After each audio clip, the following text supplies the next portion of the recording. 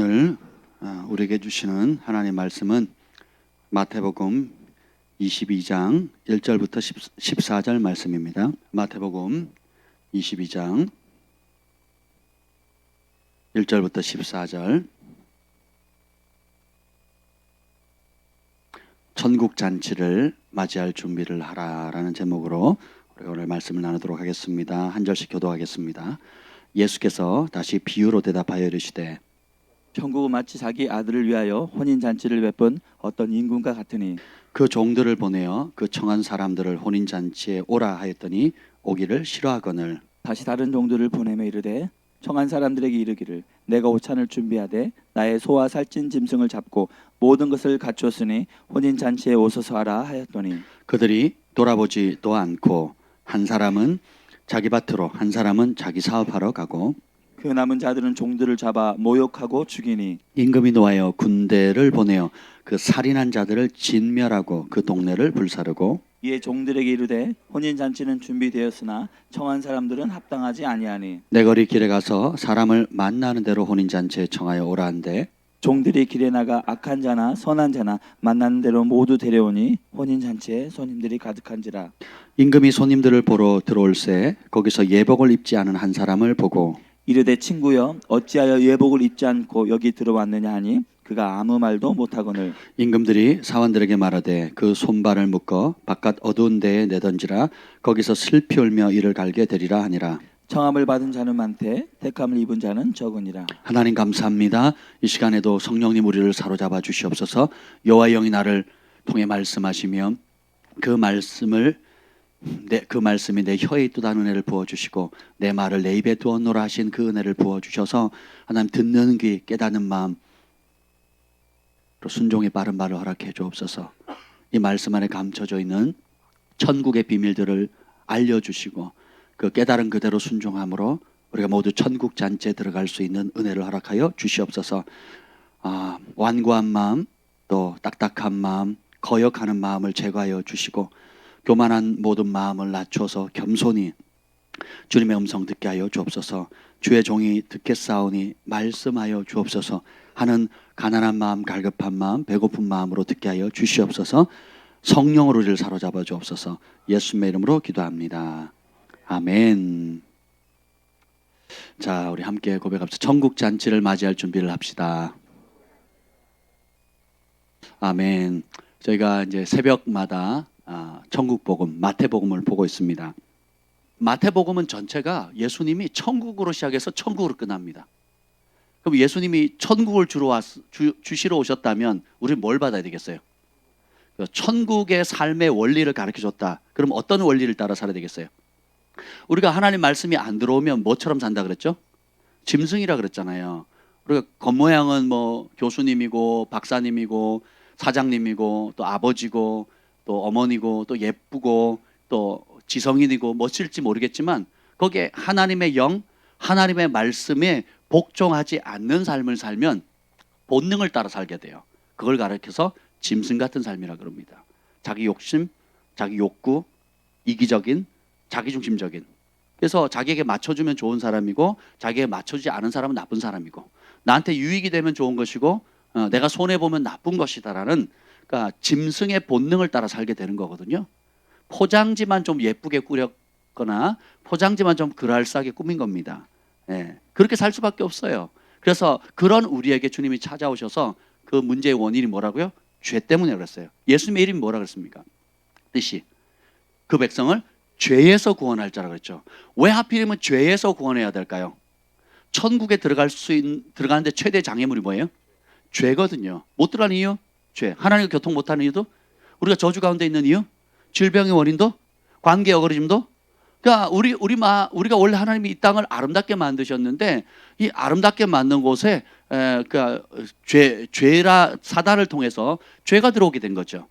그래서 죄를 제거하면 천국의 삶을 지금 누릴 수 있어요. 여러분의 삶의 자리에서. 그래서 그 비결을 예수님이 알려주신 겁니다. 이것을 천국 복음이라 그래요. 그래서 마태복음은 처음부터 끝까지 천국 얘기입니다. 그러니까 천국 복음의 원리가 있는데 특별히 예수님께서 강조하시는 것이 있어요. 그것이 바로 뭐냐면 열매입니다. 천국 백성이냐 아니냐 뭘로 나타나요? 거짓 선지자냐 참 선지자의 분별법도 열매. 나무는 뭘로 한다고요? 열매예요. 어떤 열매? 성령의 열매. 말씀에 순종하는 열매예요. 내가 은혜는 받고 눈물을 흘리고 환상도 보고 예언도 하고 온갖 경험들을 하지만 열매가 썩었어요. 입이 더러워요. 악한 생각을 합니다. 순종이 안 돼요. 예. 그리고 하나님께 더 가까이 가는 게 어렵습니다. 말씀에 복종이 안 된다. 무슨 열매 맺는 겁니까? 썩은 열매, 죽은 열매, 그러니까 무익한 열매를 맺는 거예요.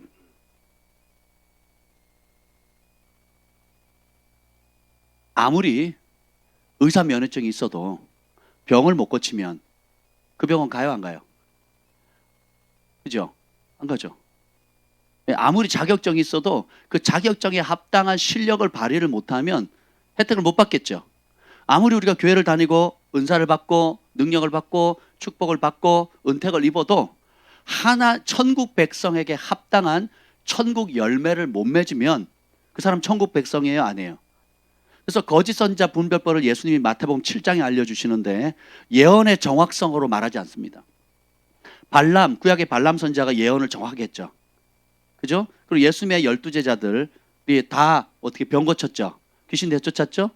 예수님이 하시던 사역을 그대로 했단 말이죠. 가룟 유다는 병을 고쳤을까 안 고쳤을까요? 고쳤죠. 귀신을 쫓았어요. 능력으로 하나님 나라에서는 인정을 받는 게 아니에요. 그 받은 능력과 은사를 가지고 어떤 열매를 맺었는가. 그래서 가룟 유다는 탐심의 열매를 맺었고 배신의 열매를 맺었죠. 그죠? 예. 그래서 자기를 위하는 삶을 살았습니다. 그래서 그 결국이 굉장히 주님을 파는 일들이 생겼죠. 또 여러분의 가장 잘 드러나는 열매가 뭡니까? 입술이에요, 입술. 입술에 지금 생명, 기쁨, 감사, 찬양, 그리고 하나님을 향한 아름다운 고백들, 성도를 향한 서로를 향한 축복들, 이런 것들이 자기 자신을 향한 하나님의 마음을 가지고 스스로의 영을 일깨우고 내 영혼아 내가 어찌하여 낭망하며 불안하여 하는고 너는 너의 하나님만 바라라. 어떤 상황이든 내 영을 향해서도 축복, 다른 사람을 향해서도 선함을 바라보고 그 사람이 하나님과 함께 하시면 가장 아름다운 일이 일어날 수 있다는 걸 믿고 축복해 주는 거예요. 내가 내 입에서 더러운 말, 악한 말, 부정적인 말, 안 된다고 하는 말, 사람들을 잔소리하고 괴롭히고 나는 옳은 말인데 그 사람은 기가 죽어요. 그러면 생명의 말이에요, 죽음의 말이에요? 그럼 깨달으셔야죠. 나는 옳다고 하는 말이고 나는 바른 말인데 듣는 사람이 죽어요. 그럼 내가 살리는 말 한 거예요, 죽이는 말 한 거예요? 그 열매로 하는 거예요, 열매로. 누구 기준에 옳다는 거예요? 자기 기준에 옳은데 다른 사람은 어떻게 돼요? 죽어나가는 거예요. 그러면 입을 다물어야죠. 입술에 파수꾼 세워야죠. 그렇지 않습니까? 내가 말하면, 자, 그러면 내가 그렇게 말했어. 나는 옳은 말인데 그 사람이 죽어요. 그럼 그 죽는 모습을 보면 내 마음이 편해요? 어려워요? 어려워지죠. 그러면 깨달으셔야죠. 내가 하는 말이 옳은 말이고 맞는 말인데, 그리고 맞지만 그 듣는 사람이 죽고 힘들어 하잖아요. 그죠? 그럼 일단 그 사람 죽였어요. 그리고 그걸 보는 내 마음도 기쁘다, 행복하다. 그러면 둘 중에 하나가 잘못됐겠죠. 근데 그걸 듣는 사람도 괴로워하고 말하는 사람도 괴로워요. 그럼 난 지금 성령의 도구가 된 거예요? 아니면 어둠의 도구가 된 겁니까? 깨달으셔야 돼요. 진짜 성령께서 주시는 말씀은 책망을 하든 권면을 하든 칭찬을 하든 나도 살고 듣는 사람도 살아요. 살리는 영이거든요. 예수님의 영은 살리는 영입니다. 그래서 제가 잔소리로는 사람이 안 바뀐다고 얘기했죠. 잔소리 하지 마세요, 여러분. 부부 사이에, 또 부모와 자식 간에, 또 성도들 간에 잔소리 의미가 없다니까요. 잔소리의 결과는 뭐예요? 듣는 사람도 죽고 그걸 보는 나도 죽어요. 열매로 보시라고요. 근데 사람들이 그래도 목사님 제 말이 맞잖아요. 맞지요. 죽이는 말이 맞아요. 그러니까 맞는데 어떻게 해요? 죽인다니까요. 그럼 맞는 말이 안 맞는 말이에요? 안 맞는 말이죠. 맞는데 죽여요. 그러면 스탑하셔요. 스탑하셔요. 그렇게 할 말을 어떻게 돼요? 무릎 꿇으면 돼요. 하나님께 기도하시면 되고 금식하면 되고 내가 하는 말이 정말 내 마음에도 평강 있고 다른 사람에도 살릴 수 있다. 그러면 그게 성령이 주신 아름다운 열매를 맺는 거죠. 여러분이 성령 받았다 그래놓고 더러운 말하고 살리는 영 받았다 그래놓고 죽이는 말 한다면 착각하고 있는 거예요. 착각하고 있는 거. 잘못 생각하고 있는 거예요. 그래서 여러분, 특별히 여러분 권위 아래에 있다고 생각하는 사람, 또 같은 권위에 있다고 만만하게 생각하는 분들 앞에 조심하셔야 돼요. 왜냐하면 윗사람한테는 잘 안 그러잖아요. 또 여러분 권위자나 여러분보다 뭐 영향력 있거나 사장님이나 보스나 또 목사님이나 또 주변에 여러분이 나름 존경하는 분들한테는 함부로 얘기 안 하잖아요. 그런 마음으로 하시라고요. 예수님께 하듯, 그렇죠?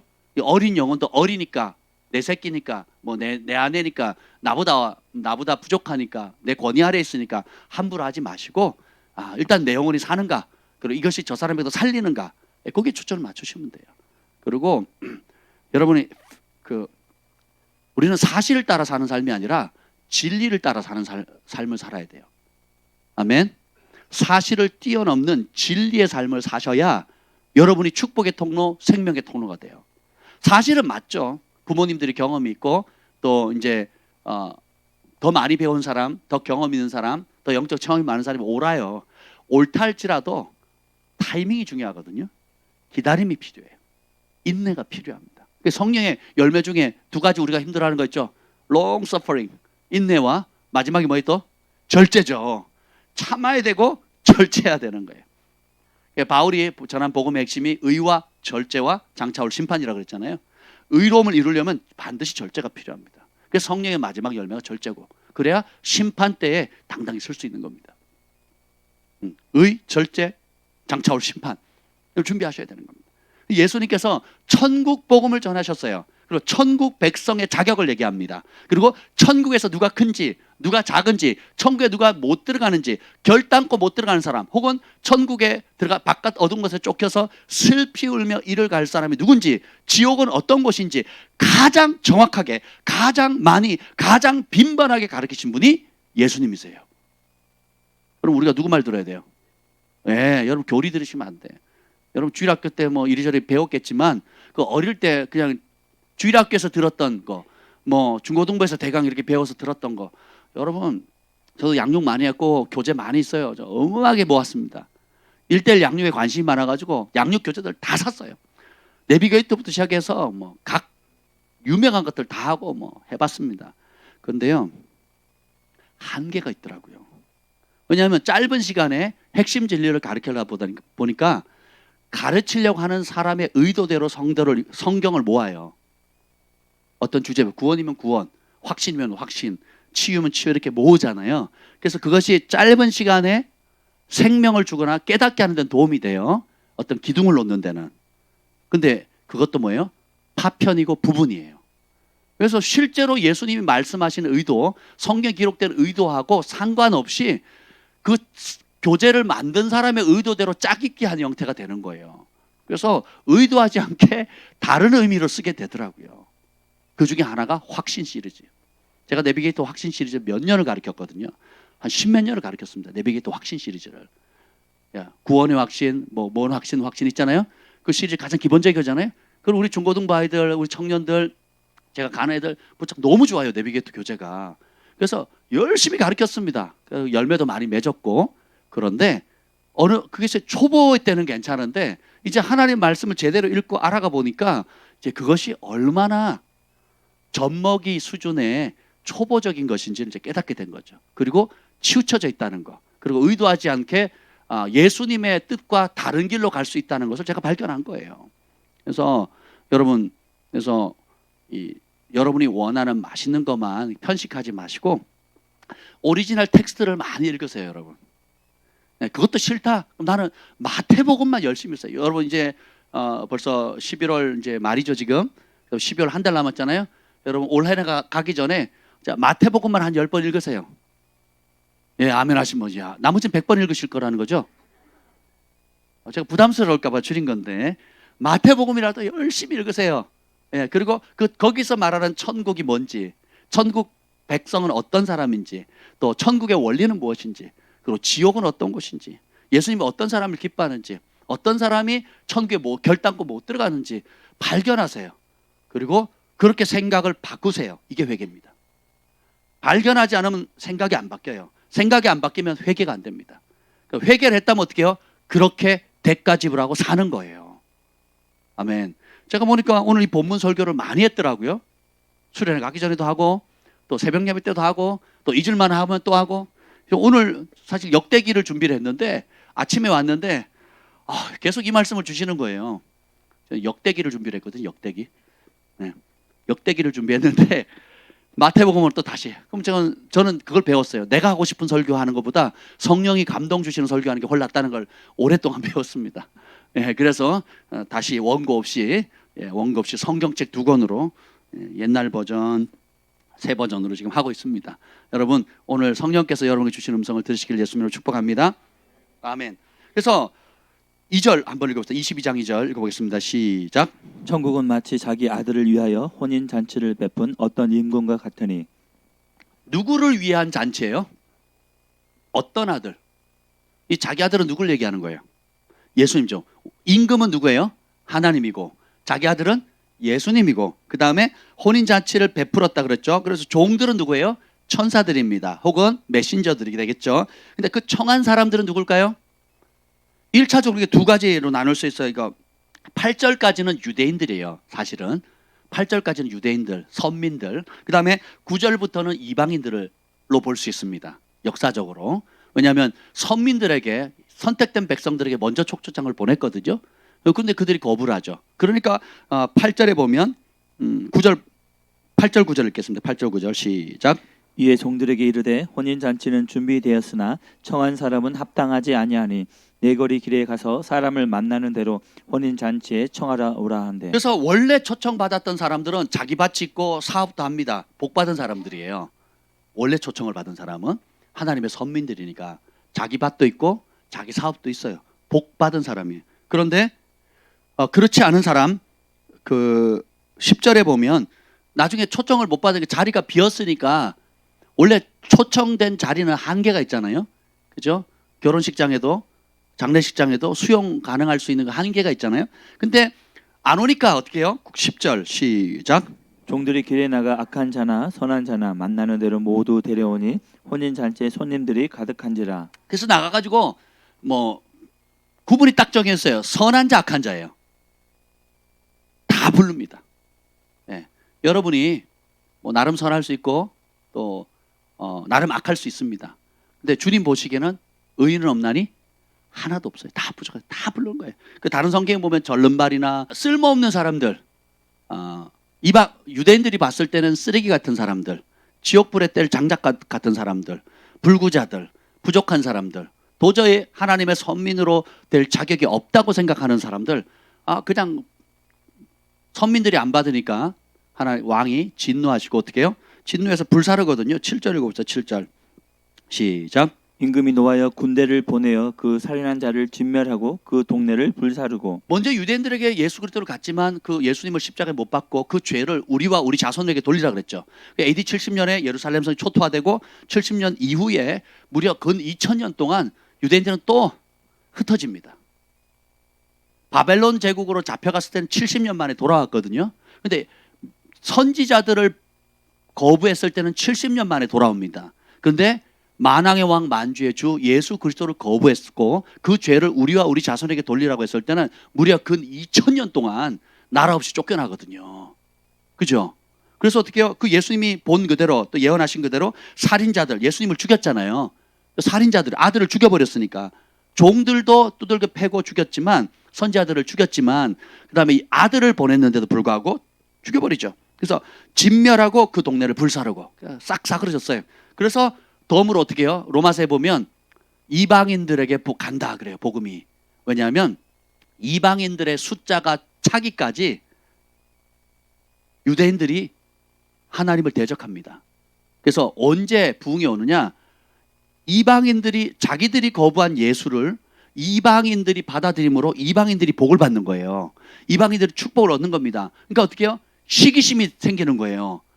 아니 우리가 버렸고 우리가 무시했던 저 예수라는 자를 이방인들이 믿고 이렇게 복을 받고 은혜를 입는구나. 그래서 어떻게 해요? 돌이키게 된다는 거예요. 그래서 이방인의 수가 찰 때쯤 되면 유대인들이 주께로 돌아오는 거예요. 그래서 요즘 메시아닉 주들 많이 생기잖아요.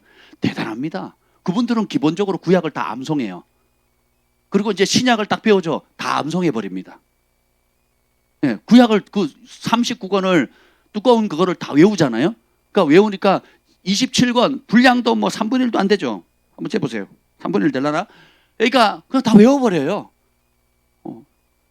전에 어느 목사님이 그 교수님이 유대인이었댔잖아요. 그 유대인 랍비도 아니고 그냥 유대인이에요. 유대인 유대인 일반 교수. 그래서 물어봤대잖아요. 혹시 구약을 다 외우시냐고 그랬더니 당연히 다 외우죠. 당신은 개신교 목사인데 신약 다 외우십니까? 외우시고 있죠? 그랬더니 대답을 안 했대요. 대답을 못 했대요. 근데 메시아닉 주들은 돌아오면 신약 다 외워버리거든요. 대단하지 않습니까? 아무튼 우리가 본받아야 되는데 어릴 때부터 훈련이 됐어야 되는데 이 409절 태필림 보면 409절도 지금 헉헉대고 있고 170절. 야, 우리는 그래도 마스코트가 있습니다. 170절. 예. 조금만 더 하면 209절 됐나요 지금? 반을 넘었어. 박수. 상 드려야 될 것 같아요. 409절 중에 200절 지금 반을 통과했습니다. 할렐루야. 아멘. 아멘. 그리고 이제 그렇게 안 되니까 이제 이방인들을 이제 부르죠. 유대인들 보기에는 쓰레기 같고 쓸모없는 존재들인데 하나님이 그렇게 부릅니다. 나눠집니다. 그래서 그런데 오늘 여기 보면 천국 잔치에 들어갈 준비를 해라. 그걸 맞이할 준비를 하라라고 예수님께서 말씀을 하시는데 왜 못 들어갈까요? 들어가는 사람과 못 들어가는 사람. 여기 보면 핵심은 뭐냐면 못 들어가는 이유에 대해서 쭉 설명을 하세요. 예수님이. 그 앞장에는 이제 포도원 비유를 얘기합니다. 포도원을 비유해서 들어갈 수 있는 사람의 비유를 얘기를 해요. 그걸 얘기를 하도록 하겠습니다. 왜 못 들어갔을까요? 3절 읽읍시다. 3절. 첫 번째 이유가 있어요. 3절 시작. 그 종들을 보내어 그 청한 사람들을 혼인 잔치에 오라 하였더니 오기를 싫어하거늘. 첫 번째 이유가 뭐예요? 싫다는 거예요. 아무 이유 없어. 그냥 싫어요. 싫어. 왕의 초청을 가볍게 여겨요. 그 왜 그러냐? 그 9절에 보면 그 싫어한다는 게 뭐냐면은 그 초청을 가볍게 여겼더라라고 얘기를 하고요. 가볍게. 우리의 삶에 여러분이 만약에 뭐 청와대에서 초청이 왔다. 가시겠어요? 안 가시겠어요? 가겠죠. 뭐 시장님이 초청을 했다. 가시지 않겠습니까? 아니면 제가 여러분을 롯데타워의 그 스카이 라운지에 식사를 초대했다. 그럼 여러분 어떻게 하시겠어요? 가야죠. 모든 스케줄 스탑하고 일단 구경이라도 좀 하자고. 뭐 누가 초청해도 저도 갈 것 같아요. 그죠? 근데 만왕의 왕 만주의 주께서 우리가 구원받을 길을 초청을 했는데 그걸 가볍게 여긴 겁니다. 일단 싫어요에 싫어요. 우리 사춘기 아이들처럼 밥 먹으라 싫어요. 교회 가자 싫어요. 뭐 엄마 아빠랑 어디 가자 싫어요. 실업병에 들린 사람처럼 그냥 싫은 거예요. 왜 싫은지 그 이유가 나옵니다. 5절 보겠습니다. 5절 시작. 그들이 돌아보지도 않고 한 사람은 자기의 밭으로 한 사람은 자기 사업으로 가고. 이게 중요합니다. 왜 안 가냐 하면 왕의 초청보다, 왕은 주인이잖아요. 그러니까 주인의 초청보다 자기 일에 초점이 맞춰진 삶을 살고 있다는 거예요. 주님이 하나님 우리의 창조주시잖아요. 생명의 근원이시잖아요. 우리가 예건이랑 우리 에셀이가 태어났죠. 기적의 아이잖아요. 특별히 에셀이는 우리 에셀이에게 하나님 이름을 주셨어요. 에셀이 동생에게. 에셀이가 지금 몇 개월이죠? 6개월이요. 6개월 됐대요. 근데 에셀이 동생이 생겼어요. 할렐루야. 몇 개월 됐죠? 3개월 됐나요? 13주? 너무 어려워요. 3개월 됐죠? 지난 주일날 그 에셀이 놓고 기도하는데 그 에셀이 동생을 놓고 기도하는데 하나님 이름을 주시더라니까요. 이게 뭔지 아세요? 에브라임이에요. 에브라임이에요. 남자든 여자든 상관없어요. 그래서 이름을 에브라임이라 지으셔도 좋고 아니면 뒤에 라임이라고 하셔도 돼요. 박라임, 이게 부르긴 더 좋잖아요. 근데 원래 뜻은 에브라임. 에브라임 뜻이 뭔지 아세요? 갑절의 열매입니다. 그리고 그 아이가 태어날 때 우리 박광열 형제님, 정영 자매님 삶에 그 말씀 그대로 갑절의 기름 부음과 은총이 부어지겠다는 약속의 말씀을 주시더라고요. 아멘. 할렐루야. 그래서 에브라임이라고 불러주시고 아니면 라임이라고 불러주면 남자든 여자든 상관없겠죠. 네, 그래서 아주 아름다운 이름, 제 평생에 듣도 보도 못한 이름을 지금 또 지었습니다. 아멘. 그래서 그 히브리어로 갑절의 열매란 뜻이에요. 그 요셉이 두 아들이 있습니다. 므낫세와 에브라임이 있을 때 그 에브라임 야곱이 죽기 전에 축복을 해요. 근데 그 오른손을 장자인 므낫세에게 하지 않고 차자인 에브라임에게 손을 넣습니다. 그러니까 요셉이 안 기뻐해요. 그랬더니 야곱이 그럽니다. 나도 안다. 그런데 하나님이 하신다는 거예요. 그래서 갑절에 축복을 주거든요. 그래서 저 집안에 우리 에셀이도 큰 축복이지만 그리고 그 에셀이 동생이 라임이 에브라임을 통해서 또 다른 갑절의 은총이 임하겠다라는 그런 약속의 말씀을 주셨습니다. 아멘. 감사합니다. 아멘. 에브라임이 이제 불러주세요. 태명을 라임이라고. 그래서 못 들어가는 이유가 아주 심플합니다. 복잡하지가 않아요. 자기 인생, 자기 비전, 자기 뜻, 자기 일, 자기 욕심, 자아 실현, 자기 목표. 포장지는 뭐라고 꾸며도 상관없습니다. 교회도 목회자도 성도들의 자아 실현을 강화시키려고 하는 욕구들이 얼마나 많은지 몰라요. 입시철만 되면, 또 혹은 입사철만 되면, 혹은 자격증 시험만 되면, 혹은 중요한 어떤 문제거리만 되면 그게 확 드러납니다. 내가 하나님 편에 서 있는지, 아니면 하나님 내 편대라고 하든지, 내 인생의 주인이 난지 아니면 하나님인지 확 드러납니다. 내 뜻 이루어달라는 거죠.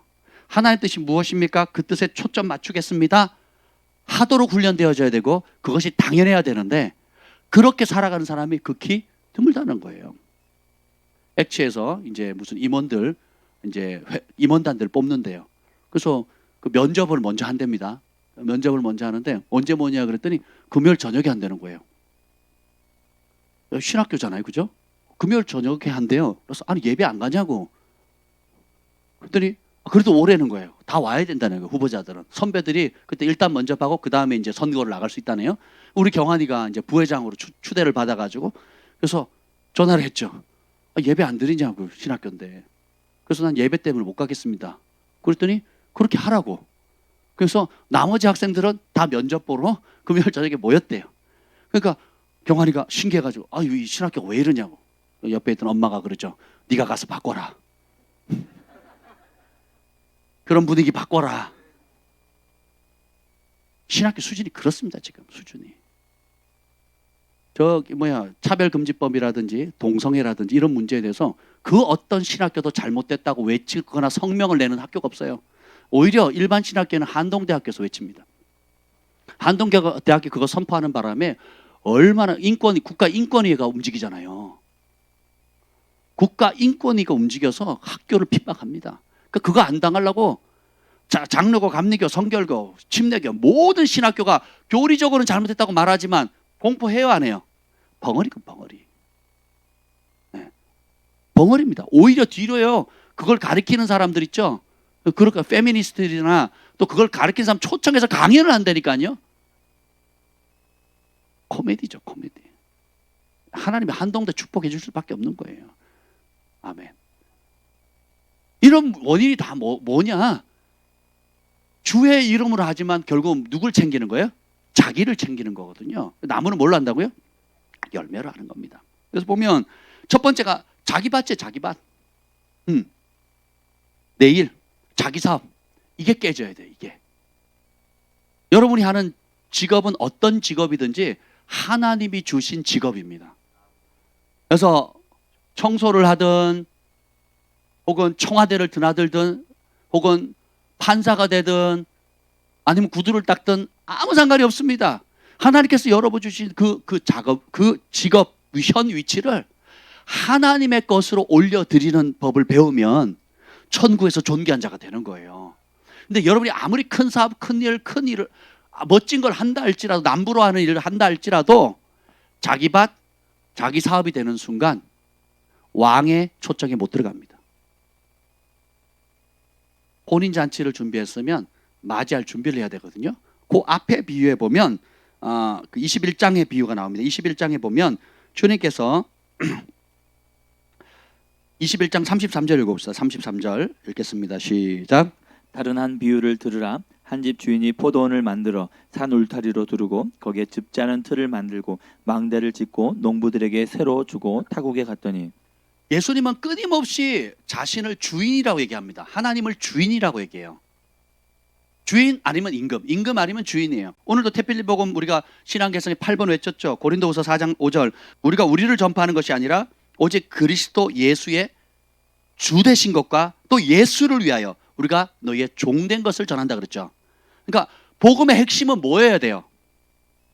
바울과 그의 사역팀들이 예수님을 전해요. 근데 예수님의 축복, 예수님의 치유, 예수님의 능력, 예수님의 인도하심, 예수님의 목자 되심, 예수님의 공급하심 다 좋은데 그걸 싸그리 잡아서 한마디로 말하면 뭐라는 거예요? 예수님은 주인이다. 예수님은 왕이시다 이거예요. 그리고 우리는 예수를 위한 종이다 이거예요. 주인의식, 소유권, 인생의 목적이 명확해집니다. 예수님만이 주인이시다. 예수님만이 왕이시다. 내가 하는 사업 누구 사업? 예수님 사업이에요. 그죠? 내가 가지고 있는 땅 누구 거? 예수님. 내가 가지고 있는 집 누구 거? 예수님 거. 내가 가진 지식 누구 거? 예수님 거. 내가 낳은 자식 누구 거? 예수님 거. 그러니까 우리가 받은 것 중에 예수님께 아닌 게 있어요, 없어요? 그러면 그 예수님이 주 되심을 인정한 뭐예요? 예수님을 위한 종으로 삶을 사는 거예요. 이게 복음의 핵심입니다. 가짜 복음에 다 그냥 단맛에 쩔어가지고 달달하니 교회를 제가 인기 있는 메시지들 이렇게 들어보면요 다 달콤해요. 눈물 쫙. 하나님 사랑을 얘기하면서 당신이 무슨 짓을 해도 하나님 사랑해 주신대요. 뭘 해도 하나님 용납해 주신대요. 그런 면도 있지요. 그게 뭐예요? 반쪽짜리 복음이거든요. 하나님의 심판에 대해서 얘기를 하지 않습니다. 죄의 치명적인 것에 대해서 얘기하지 않아요. 이 청함을 받았을 때 청함 받은 자는 많지만 그 청함을 거부했을 때 택함을 입은 자가 적다는 말을 안 한다니까요. 그리고 어떻게 달달한 얘기만 합니다. 뭘 원하세요? 어떤 기도 제목이 있어요? 교회가 그걸 강화시켜주는 거예요. 욕심을. 자기 밭 가꾸는데 강화시켜주고 자기 사업하는데 강화시켜주고 자기가 원하는 게 뭐든지 그걸 강화시켜주는 거예요. 그래서 배나 지옥 자식 만드는 거죠. 주인을 못 바꾸게 만들어요. 애굽을 떠났지만 이스라엘 백성들이 출애굽을 했지만 마음이 어디가 있어요? 애굽에 가 있잖아요. 가나안 땅이나 하나님 말씀에 가 있는 게 아니라 약속의 땅 하나님 말씀에 가 있는 게 아니라 어디가 있어요? 애굽에 가 있거든요. 죽는 날까지. 상담하러 오시는 분이나 또 신앙생활 하시는 분들이나 대부분 뭐예요? 내 밭, 내 사업, 내 새끼, 내 일, 내 꿈, 내 노후 내가 원하는 것에 똘똘 묵혔습니다. 그거 깨는 게 얼마나 어려운지 몰라요. 견관진이 돼버렸어요. 3겹줄, 4겹줄, 5겹줄하고 똘똘똘 묵혀가지고 그거를 들어줄 방법을 알려주는 예언자를 찾습니다. 그걸 해줄 수 있는 뒷받침을 해주거나 인맥이나 스펙을 쌓을 수 있는 교회를 찾습니다. 진리나 예수님의 주되심 그리고 내가 그 예수님의 종됨을 가르치거나 그 말씀에 복종하려고 하는 사람이 적다는 거예요. 그래서 어떻게 합니까? 농부들에게 세를 주고 떠나요. 주인이. 그럼 누구 거예요? 그 밭은? 그럼 여러분의 인생은 누구 거? 여러분의 인생이 예수님 거 맞습니까? 예, 진짜 믿는 분만 아멘. 아멘이면 자 봅시다. 그러면 여러분의 통장은 누구 거? 여러분 집은, 밭은, 자식은, 내 삶은 다 예수님 거죠. 그러면 그리고 바울이 뭐라 그랬어요? 고린도후서 4장 5절에 예수의 주 되신 것과 예수를 위하여 우리가 너희의 종된 것을 예수를 위하여 종된 것을 전파한다 그랬죠. 예수님이 주인이다. 그리고 내가 그 예수님을 위해서 종된 삶을 너희를 위해서 보여주겠다라는 거예요. 복음은 어렵지 않습니다. 우리가 그걸 싫어할 뿐이죠. 전도서 7장 9절에 보면 7장 29절에 보면 내가 깨달은 것은 오직 이것이라 곧 하나님은 사람을 정직하게 지으셨으나 사람이 많은 꾀들을 낸 것이라. 말씀이 땅 부딪히면 울고 웃고 결단하고 순종하도록 정직하게 만드셨거든요. 근데 아는데 근데요 주님 나 저것도 하고 싶거든요. 좀 딴 길 좀 어떻게 안 될까요? 좀 둘러가면 안 될까요? 나중에 하면 안 될까요? 1분만 하면 안 될까요? 내 새끼 좀 챙겨주면 안 될까요? 아니면 내 뭐 좀 챙겨두면 안 될까요? 끊임없이 많은 꾀들을 해서 어린아이처럼 온전하게 그냥 순종하는 사람이 드물다라는 거예요. 거기에 이제 찌꺼기가 끼고 그걸 가리켜서 바알과 아세라와 온갖 우상들 내 욕심을 강화해주는 것이 들어오는 겁니다. 근데 주님께서 찾으시는 분은 뭐냐? 34절 봅시다. 21장 34절이에요. 21장 34절 시작. 열매 거둘 때가 가까움에 그 열매를 받으려고 자기 종들을 농부들에게 보내니. 열매 거둘 때가 가까웠대요. 그러니까 주인이 밭 맡기고 소장농들에게 주고 나서 요구하는 건 딱 한 가지예요. 뭐예요? 열매 달라는 거거든요. 그래서 뭘 받으려고 보냅니까? 열매 받으려고 또 종들을 보냅니다. 그랬더니 심히 때리고 돌로 쳐 죽이고, 그리고 그랬더니 주님이 또 보내. 36절 시작. 다시 다른 종들을 처음보다 많이 보내니 그들에게도 그렇게 하였는지라. 다시 다른 종들을 처음보다 많이 보냈어요. 더 많은 종들을 보냈죠. 여러분 한 설교 또 듣고 또 듣는 설교 또 듣죠.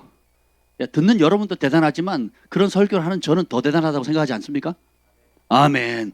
제가 언제까지 할 거냐? 들을 때까지 할 겁니다.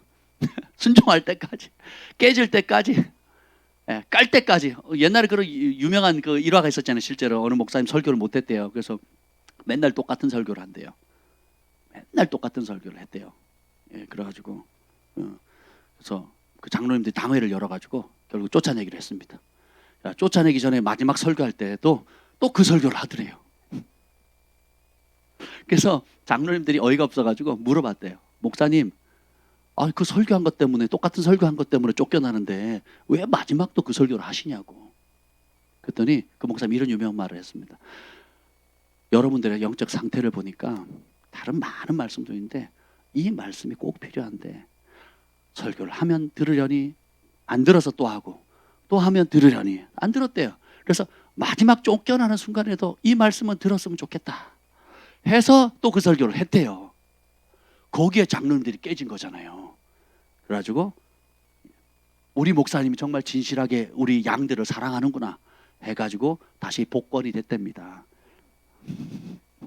실제 있었던 얘기래요. 제가 그 마음을 좀 압니다. 바울도 한 얘기 또 하거든요. 예수님도 한 비유 또 합니다. 잘 들어보세요. 이리 까고 저리 까고 저보다 더 고세요. 예수님은 위에서 아래에서 옆에서 뒤에서 빡. 언제까지? 들을 때까지, 깨달을 때까지. 그래서 몰랐는데 할 수 없도록. 중요한 얘기는 마태, 마가, 누가, 요한복음에 다 나옵니다. 조금 덜 중요한 거는 마태, 마가, 누가복음, 세계복음에 나옵니다. 공간복음이라 그러거든요. 그러니까 세계복음에 나오고요. 그러니까 그 반복된다는 건 뭐예요? 그만큼 중요하다는 거죠. 또 이 비유도 마찬가지예요. 이 비유도 누가복음에 나오거든요. 누가복음에 나오고 오늘 이 복음도 마가복음하고 누가복음에도 나옵니다. 그래서 오로지 주님의 관심은 뭐예요? 열매다. 그래서 말잔치 아무 쓸모 없습니다. 약속 아무 쓸모 없어요. 뭐예요? 실제 맺는 열매인 겁니다. 그러니까 어린아이들을 보면 알아요. 어린아이들은 누굴 좋아해요?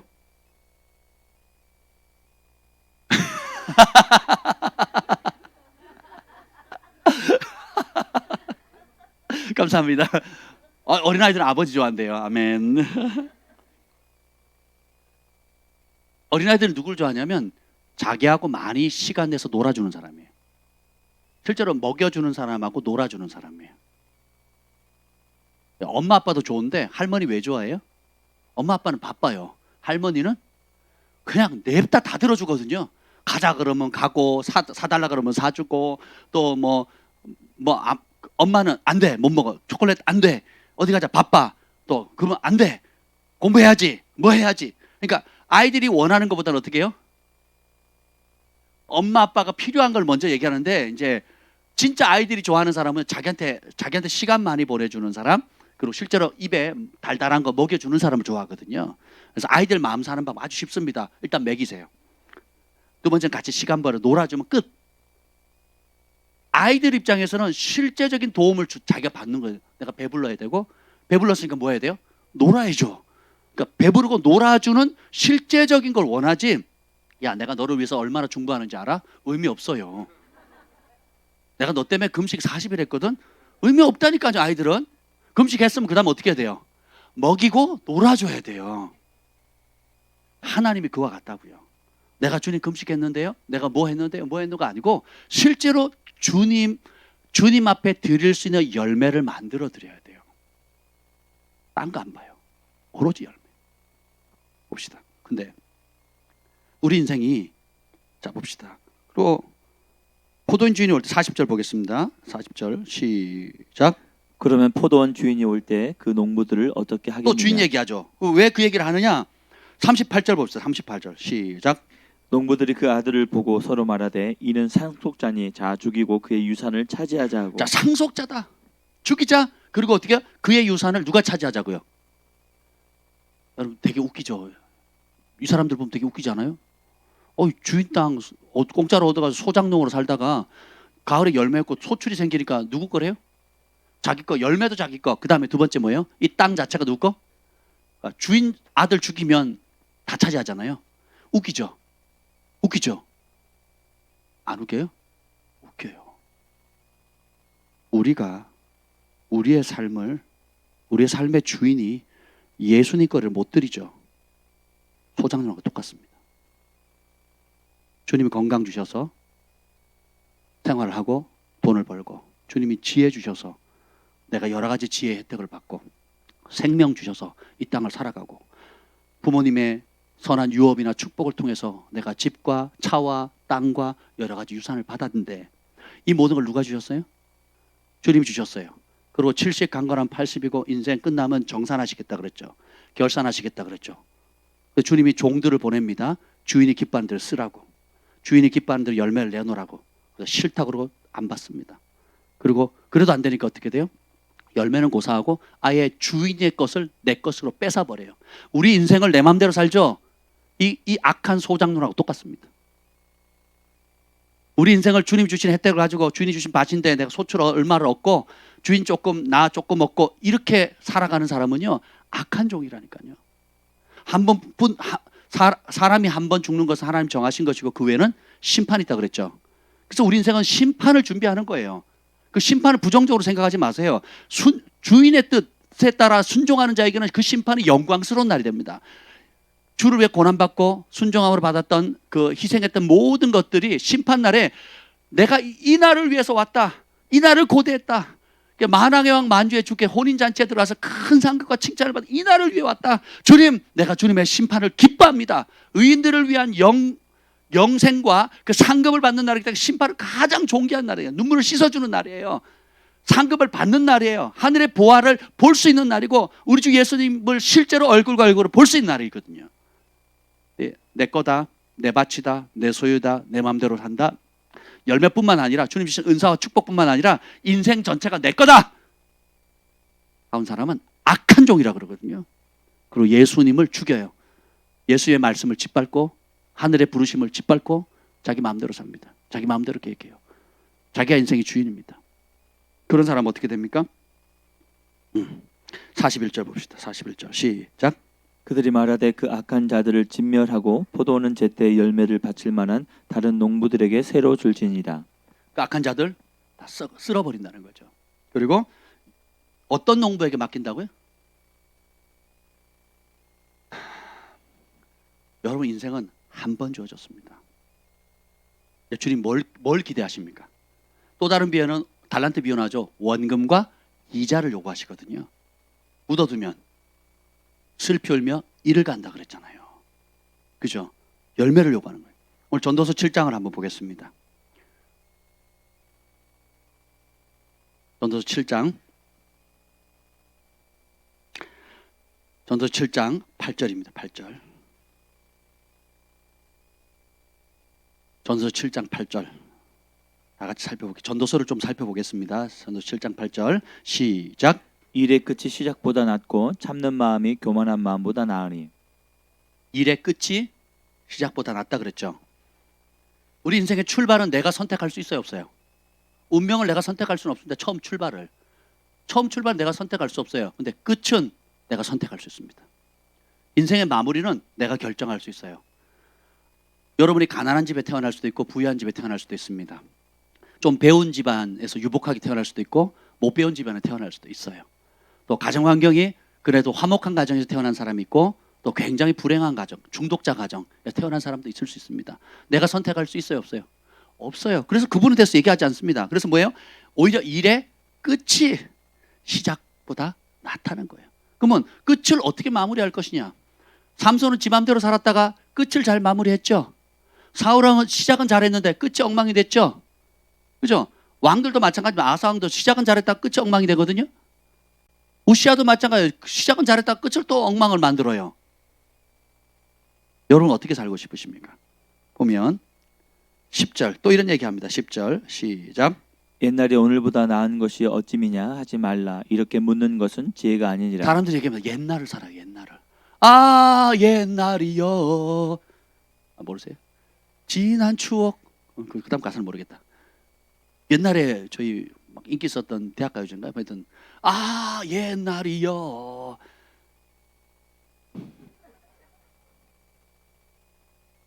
여러분 부모님들 맨날 그 소리 합니다. 내가 왕년에 말이야. 이런 나옵니다. 왕년에. 내가 네 나이 땐 말이야. 내가 잘 나갈 땐 말이야. 내가 누구를 국회의원 누구를 알고 있었고 지금 저 TV에 나온 저 사람 우리 동네 사람이요. 우리 동네 사람. 우리 학교 선배라고. 전에 그 박근혜 대통령 시대, 이명박 대통령 시절에 오른팔이 김재호 의원 아세요? 이재호 의원이 저희 장인어른 한 해 선배입니다. 저기 경상도 어디 어느 선배입니다. 그래서 저희 장인어른이 만나시면 그런데 전화를 한대요. 거기도 전화를 했대요.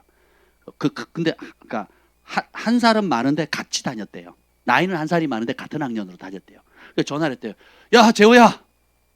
그랬더니 되게 불쾌하면서 이제 막 힘들어했대요. 뭐 그럴 수 있잖아요. 예. 그러면서 이제 그 얘기를 하시더라고요. 예. 그러면서 이제 내가 이런 사람을 알고 있다고 만나면 가끔 그런 얘기를 하셨습니다. 그래서 사람마다 그런 게 있죠. 예. 여러분이 알고 있는 최고 유명한 사람이 누굽니까? 최고 잘 나가는 사람이 누굽니까?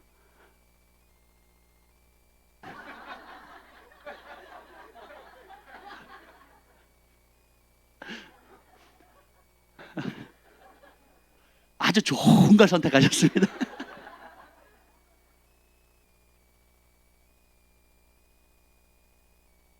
한 분 한 분 개인 상담을 해보면 자신이 정말 좋았다고 생각하는 전성기들이 있어요. 예, 예를 들면 어느 큰 사업을 했다거나 혹은 내가 큰 돈을 만졌거나 혹은 유명한 사람들과 함께 뭘 했거나 아니면 큰 교회에서 사역을 하거나 또 유명한 사람들 곁에서 있었던 그 나름대로 그 옛 추억들이 있잖아요. 좋은 것이죠. 아름다운 것이고 은총입니다. 그런데 성경은 그보다 중요한 게 뭐냐? 바로 이겁니다. 옛날이 오늘보다 낫다 하지 말라는 거예요. 그건 지혜가 아니다. 하나님, 우리가 성령 안에 있으면 하나님 어떤 은혜를 주느냐? 믿음 위에 더 큰 믿음을 줍니다. 은혜 위에 더 큰 은혜를 주세요. 영광에서 더 큰 영광, 존귀에서 더 큰 존귀함을 주시거든요. 주님을 알아갈수록. 그리고 땅의 것은 점점점 아득해 보이고 하늘의 것이 도래하는 것을 보는 눈이 열려야 됩니다. 이게 진짜 성령 충만한 사람의 삶이에요. 내 겉사람을 후피하는구나. 머리도 희끗희끗, 또 머리숱도 빠지고, 또 뱃살도 나오고, 얼굴도 주름이 지고, 힘도 예전 같지 않지만 겉사람은 후피하지만 내 속사람, 내 진짜 내 영혼의 사람은 하나님의 나라, 천국이 도래하는 걸 보는 거예요. 그리고 내가 잠깐 오면 내 사명 다하고 주님을 만날 수 있겠구나. 그분의 상주심을 볼 수 있겠구나. 이게 기대가 되십니까? 이게 정상적인 그리스도인이에요. 그게 아니고 주님 잠깐만 왜 이렇게 빨리 오시려고 그런 거예요? 나 아직 뭐 하고 싶은 게 많은데 왜 지금 오시려는 거예요? 좀만 기다려주세요. 그리고 좀 끼지 마세요 좀. 나도 다 컸거든요. 내가 할 수 있어요. 내가 스스로 생각할 수 있으니까 끼지 마세요. 이런 태도로 사는 사람들이 의외로 많아요.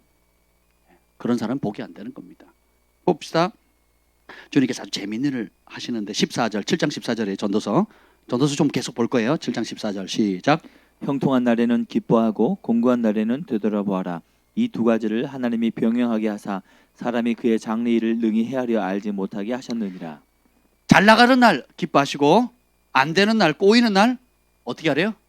원망하는 게 아니라 되돌아보라는 거예요. 내가 왜 형통한 날을 주셨다가 곤고한 날이 이렇을까? 힘겹고 고통스러운 날이 올까? 뭐 때문에 그렇다고요? 되돌아보라는 거예요. 그리고 하나님께서 아주 재미있는 표현하는데 이 두 가지를 섞어서 주신 이유가 있대요. 그 이유가 뭐예요? 사람이 그의 장래일을 능히 헤아리지 못하라. 성공하면 영원히 성공할 것 같은데 무너지죠. 또 실패하면 영원히 실패할 것 같은데 또 다시 일어나잖아요. 그죠? 기쁜 날이 계속될 것 같은데 그렇지도 않고, 슬프고 고통스러운 날이 계속될 것 같은데 또 그렇지도 않아요. 업다운 업다운이 되는 거예요. 그걸 통해서 어떻게 해요? 사람이 장래일을 예측하지 못하도록 만드는 겁니다. 자랑하지 마라. 언제 죽을지, 언제 성공할지, 언제 실패할지 모른다는 거예요. 그래서 어떻게 해요? 네 지혜, 네 힘 믿지 마라. 그래서 범사의 그를 인정하라. 그러면 그가 지도하신다 그랬잖아요. 삶의 모든 영역에 하나님을 인정하고 하나님과 동행하고 내 안에 계신 성령님께 묻고 성령님과 동행하는 법을 배우라는 거예요.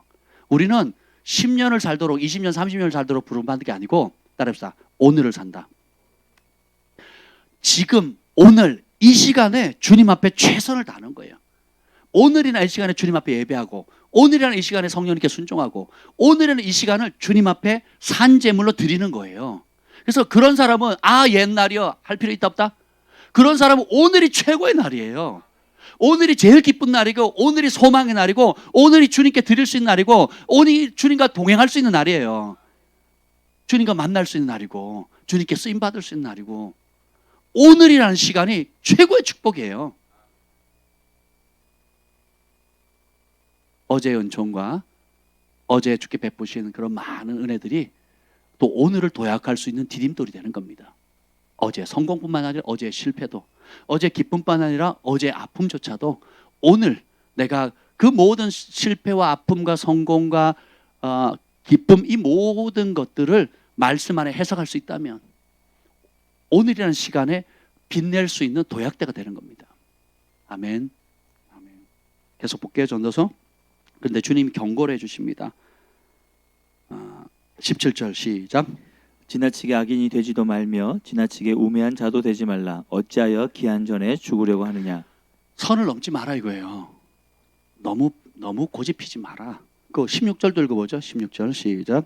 지나치게 의인이 되지도 말며 지나치게 지혜자도 되지 말라. 어찌하여 스스로 패망하게 하겠느냐. 잘난 척하지 말라 이거예요. 우리가 의로우면 얼마나 의롭겠고 우리가 또 지혜로우면 또 얼마나 지혜롭겠습니까?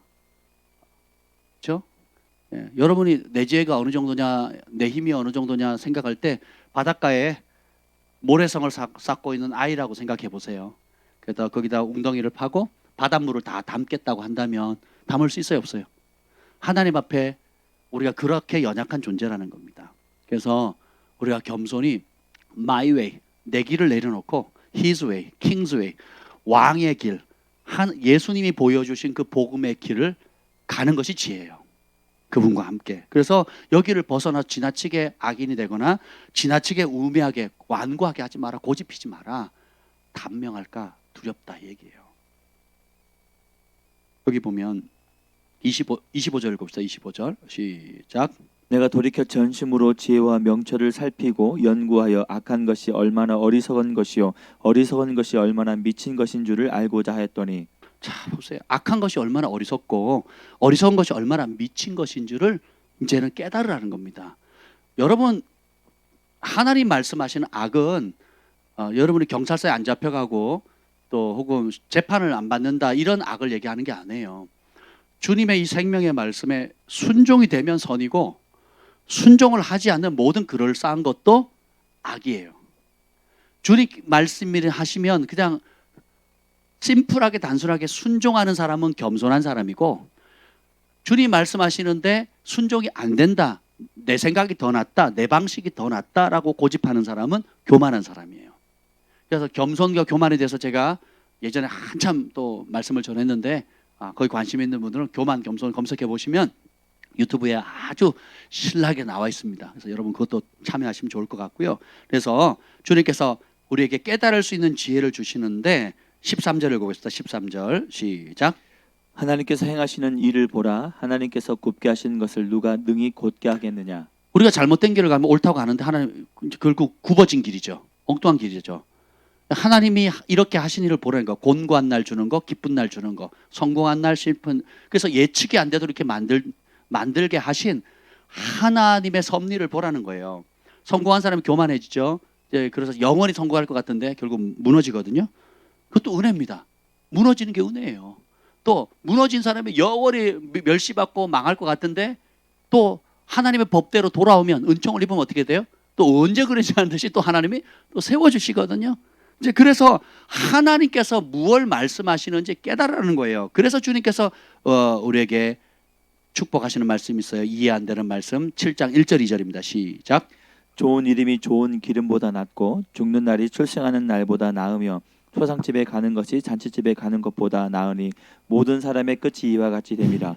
산자는 이것을 그의 마음에 둘지어다. 좋은 이름이 좋은 기름, 값비싼 기름보다 낫고 죽는 날이 출생하는 날보다 낫도록 하는 삶을 사셔야 돼요. 근데 우리가 다 과거에 묶입니다. 내내 상처, 우리 엄마가, 우리 아버지 알코올 중독자고 우리 부모님이 이혼했고 또 내가 어려서 가난했고 내가 공부하고 싶은데 부모님 공부도 안 시켜줬고 또 형제들 간에 자매들 간에 치고받고 싸우고 또 회사에 갔는데 어떤 일 당하고 군대 갔는데 어떤 일 당하고 또 사업을 했는데 어떤 일 당하고 시집장가 갔는데 어떤 일 당하고 맨날 과거만 삽니다. 그러면서 어떻게 해요? 내가 잘못 태어났고 혹은 내가 태어난 환경이 안 좋았고 내 배경이 안 좋았기 때문에 그렇다 저렇다 온갖 옛날을 살아요. 옛날이 합니다. 좋은 기억뿐만 아니라 나쁜 과거의 아픔과 상처에 꽉 묶여 사는 거예요. 그러니까 어떻게 됩니까? 소망이 없죠. 주님의 말씀을 벗어나면 그런 삶을 살게 되는 겁니다. 근데 말씀 안에 들어오면 어떻게 돼요? 부르심을 알게 되죠. 부르심의 가치를 발견하게 되죠. 그리고 이 땅이 전부가 아니라는 걸 알게 되죠. 나 혼자 지내는 게 아니라 따라합시다. 주님이 함께 하신다. 주님이 도우신다. 그죠? 내가 주님 편에 서는 한 주님이 항상 함께 하시죠. 네가 여호와의 말씀 버렸으므로 내가 너희를 버렸다는 말씀이 있고 네가 나를 찾으면 내가 너희를 만난 바 되어 주리라 그랬잖아요. 결국 우리 인생은 어떻게 해요? 선택이에요. 그래서 마지막에 뭐라고 합니까? 죽는 날이 출생하는 날보다 낫대요. 잘 죽으셔야 돼요. 우리 기독교는 잘 사는 종교인데 더 잘 죽는 종교입니다. 무엇을 위해 살고 무엇을 위해서 죽을 건지가 명확해져야 돼요. 여러분 명확한 목표를 삼으셨습니까? 찾으셨어요? 못 찾으면요, 어디로 갈지 몰라요. 여러분 인생에. 못 찾았다는 말은 뭐예요? 딴 길 가고 있다는 거거든요. 원래 계획된 하나님의 길을 벗어나고 있다는 겁니다. 그래서 왜 초상집에 가는 게 지혜로울까요? 모든 사람의 끝이 다 이와 같다는 거예요. 산자는 이것을 그의 마음에 새기라는 거예요. 여러분 살아있죠? 살아있는 동안 초상집 자주 다니시라는 거예요. 저렇게 유명했는데 죽었네. 저렇게 권력을 잡았는데 죽었네. 사람들이 근데 안 슬퍼하네. 저렇게 무명했는데 사람들이 이렇게 많이 모이네. 자녀들이 소위 말하는 호상을 치르고 있네. 어떤 집에 갔더니 아무도 없어요. 아무도. 초상이 갔는데 아무도 없는 거예요. 마지막까지 외롭게 지내고 그냥 가는 겁니다. 어떤 집에 갔는데 들어가기가 어려울 정도로 초상집에 들어가기 어려울 정도로 사람들이 바글바글 하는데 초상집인지 잔치집인지 모를 정도의 그런, 어떻게 보면 좀 이런 말은 좀 이상하지만 초상집이 축제하는 집 같아요. 그런 집 가보는 게 있으십니까? 믿는 분들이 그렇게 가거든요. 왜냐하면 죽어서 사라진 게 아니라 죽어서 어떻게 해요? 영원한 나라에 들어간 거예요. 그래서 죽는 날이 태어난 날보다 찬란해지는 거죠. 그걸 자식들도 하고 본인도 알고 그 위로하러 오던 사람들이 오히려 위로 받고 갑니다. 나도 저렇게 살아야 되겠구나. 나도 저렇게 하나님 앞에 쓰임받아야 겠구나. 하나님 앞에 존귀하게 돼야 되겠구나. 예전에 그 순교자 문중경 그분이 돌아가셨을 때 어떤 일이 생겼습니까? 그 장례에 참여하는 행렬이 수키로에, 동네 사람들이 수키로에 막 바글바글 했잖아요. 그죠? 같이 슬퍼하고, 그리고 그분의 열매로 CCC의 김중건 박사님, 또 무슨 정태기 목사님인가요? 또 얼마나 많은 아름다운 열매를 맺었습니까? 그죠? 나무는 뭘로 말한다고요? 근데 우리는 어떻게 살아요? 내 밭, 내 사업, 내 새끼, 내가 잘 돼야 되는 거예요. 내 노후. 오로지 나예요. 오로지 나. 그럼 어떻게 해요? 제가 말씀드렸잖아요. 우리 주한이가 엄마 아빠 아무도 군대 갔는데 편지를 안 써요. 그래서 넌 편지 썼니? 아니요. 그거 봐. 우습죠? 여러분 우리 인생도 마찬가지예요. 우리가 남에게 편지를 안 써주고 관심을 안 가지고 사랑을 안 하면, 우리가 외로울 때 힘겨울 때 우리가 긍휼을 베풀지 않으면 긍휼을 입어야 될 때 긍휼을 못 입죠. 긍휼을 베풀죠. 그 보면 그 신약에 그 누구죠? 그 과부를 돌봤던 도르가가 죽으니까 온갖 과부들이 속옷 겉옷을 다 보이면서 이렇게 선대했다고 하는 아름다운 열매가 있잖아요. 그렇죠? 우리 인생의 최고의 열매는 뭘까요? 영혼입니다. 영혼. 여러분 주님께 지금 여러분 만나게 해줬던 이 영혼들, 어린아이 어른들 할 것 없이 여러분의 교회에서 만나는 사람, 또 가정에서나 또 그 지금 일터나 학교에서 캠퍼스에서 이렇게 만나는 사람들 있죠. 그들이 최고의 보물이에요.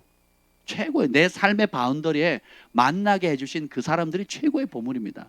그래서 다니엘이 마지막에 그 심판에 대해서 얘기하면서 거룩한 자는 더 거룩해지고 더러운 자는 더 더러워지는데 주님께서 어떤 사람이 영광을 줍니까? 많은 사람을 의로운 길로 인도하는 사람은 하늘의 별과 같이 빛나리라 그랬거든요. 최고의 투자는 뭐예요? 삼성에 투자하는 게 아니에요. 최고의 투자는 뭐예요? 영혼 살리는 겁니다. 우리가 왜 북한의 교회를 짓고 싶어하고 선교제 고아 가부들을 위한 그런 것을 하려고 합니까?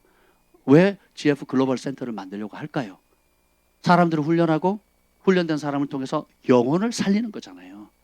아멘. 영혼 살리는 것에 먹이고 입히고 여러분의 지적 자산과 영적 자산과 재정적인 것과 모든 걸 총동원해서 성령께서 하라고 하시는 그 일을 통해서 영혼을 살리는 거예요. 예수님께서 이 땅에 추구하는 영혼 살리러 오셨잖아요. 죄인을 구원하러 오셨잖아요. 천하보다 귀한 게 뭐라고요? 한 영혼이라 그랬죠. 그럼 우리도 예수님이 가치 있게 여기는 걸 가치 있게 여겨야 되겠죠. 먼저 하나님의 나라 하나님의 의를 구하면 주님이 다 챙겨주시잖아요. 부족하지만 저희가 그렇게 살려고 많이 노력하잖아요. 그러니까 어떤 전환기 때마다 저희는요 다 쏟아붓습니다. 주님의 나라를 위해서, 주님의 몸된 교회를 위해서, 또 맡겨진 양들을 위해서 저희가 할 수 있는 대로 다 쏟아버리거든요. 그러니까 다 쏟아버리니까 누가 책임져 주세요? 하나님 책임져 주시는 거죠. 하나님 이것만은 안 돼요. 요거는 최후의 보루예요. 이거는 내 마지막 마누라도 알면 안 되고 또 누구도 알면 안 되는 나만의 이거는 마누라가 날 버리면 내가 이걸 갖고 살아야 돼요. 지혜가 없으시네. 응? 남편이 알면 안 되는 거 있죠. 꼬불 쳐둔 거. 또 누가 알면 예. 들키셨어요. 근데 주님이 그 이삭을 내놓으라 그러시더라고요. 그러면 또 그렇게 합니다. 그러면 없어져야 되잖아요. 그거 지나고 보면요. 그 이상으로 또 뭐가 와 있어요. 그게 계속 반복되더라고요. 그러니까 이제는 내놓으라 그러면 할렐루야. 따라서 주가 쓰시겠다라. 그러니까 주가 쓰시겠다 할 때는 기꺼이 내드리니까 하나님 또 뭔가를 하시려나 보다. 또 이전에 없었던 은총을 주시려나 보다 하고 그냥 아주 어린아이처럼 순종을 하는 거예요. 왜냐하면 내 밭도 아니고 내 사업도 아니고 내 교회도 아니고 내 것이 아니잖아요. 열매 맺을 만한 농부에게 주님께서 맡기시거든요. 그리고 오늘 그 마태복음 22장에도 보면 무슨 내용이 나오냐? 그 나라에 열매 맺는 백성이 천국에 들어간다 그랬거든요. 어떤 나라의 열매? 천국의 열매를 맺는 천국 하나님 나라의 열매. 천국이 뭐냐면 킹덤 오브 갓이거든요. 킹덤 오브 헤븐이에요. 헤븐. 그러면 킹덤이에요. 왕의 통치를 받는 나라예요.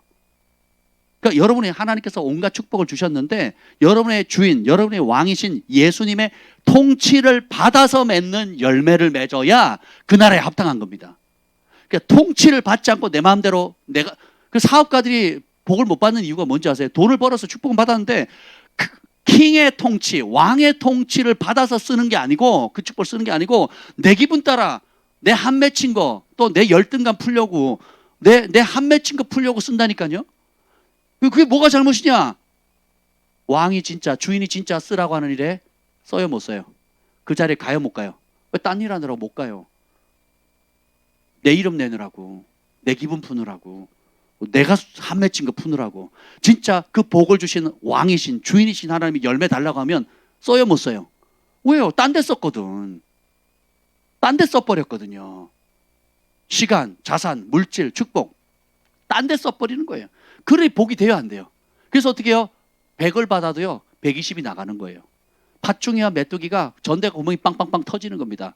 먼저 할 거를 먼저 안 하니까 어떻게 돼요? 엉뚱한 데 썼죠. 뭐 진짜 할 거를 어떻게 해요? 비는 거예요. 그래서 전대가 계속 터지는 사람이 있습니다. 수입이 많은데 계속 부족하게 사는 분들이 있거든요. 그런 분들 왜 그렇습니까? 천국의 원리대로 안 살아서 그래요.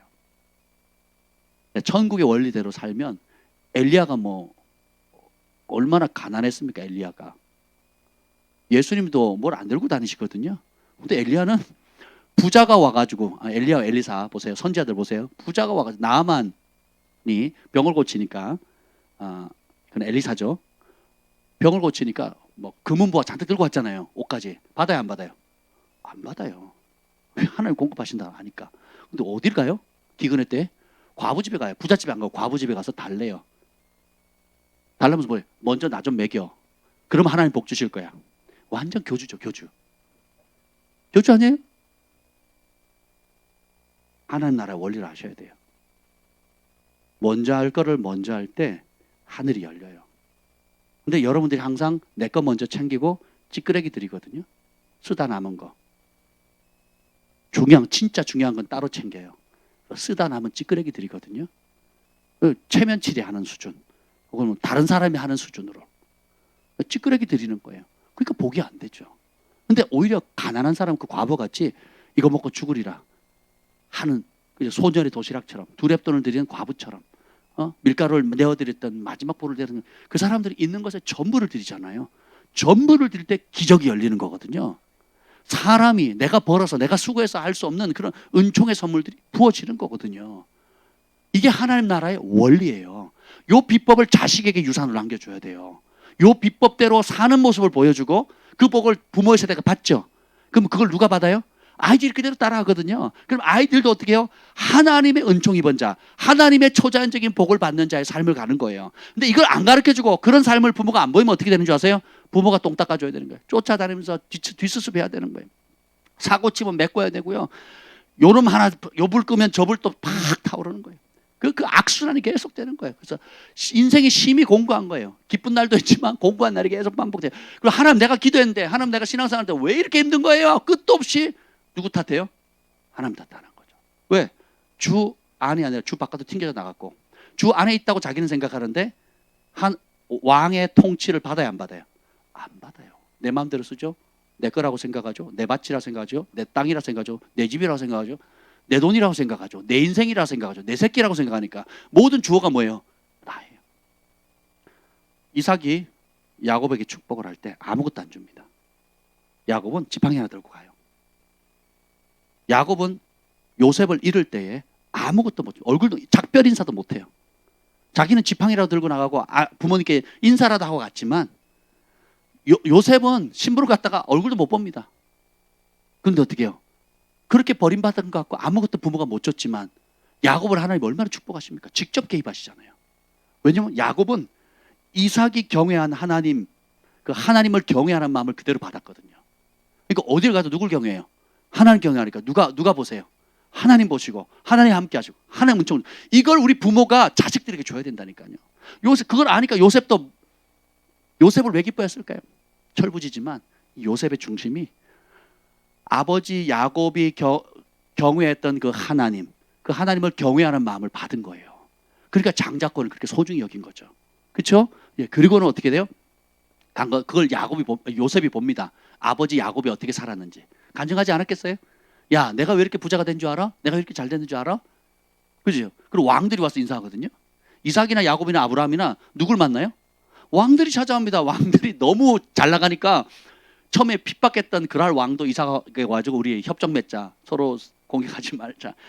처음에는 이삭을 짓밟았거든요. 근데 이삭이 너무 복을 받으니까 그랄 왕이 와가지고 우리 화친 맺자. 이렇게 되는 거거든요. 그걸 누가 봐요? 야곱이 보고. 야곱이 복 받는 걸 누가 봐요? 그 12아들이 보거든요. 그 중에 특별히 요셉은 이 복이 누구로부터 왔다는 거 알아요? 하나님을 경외할 때 온다는 걸 자녀들이 보거든요. 요거 유업으로 물려줘야 돼요. 요거. 안 그러면요, 자식들이 욕심 따라 이기적으로 자기밖에 모르고요. 그리고 부모가 해주면 당연한 거고 안 해주면 괘씸하다고 생각합니다. 그리고 돈 필요할 때만 와서 달라 그러고요. 예. 그리고 부모님 힘 빠지죠? 모른 척합니다. 슬픈 이야기지만 적지 않은 지도자들이 저희한테 상담하는 두 가지가 딱 그겁니다. 부부관계 아니면 자식 문제입니다. 자식이 뭐예요?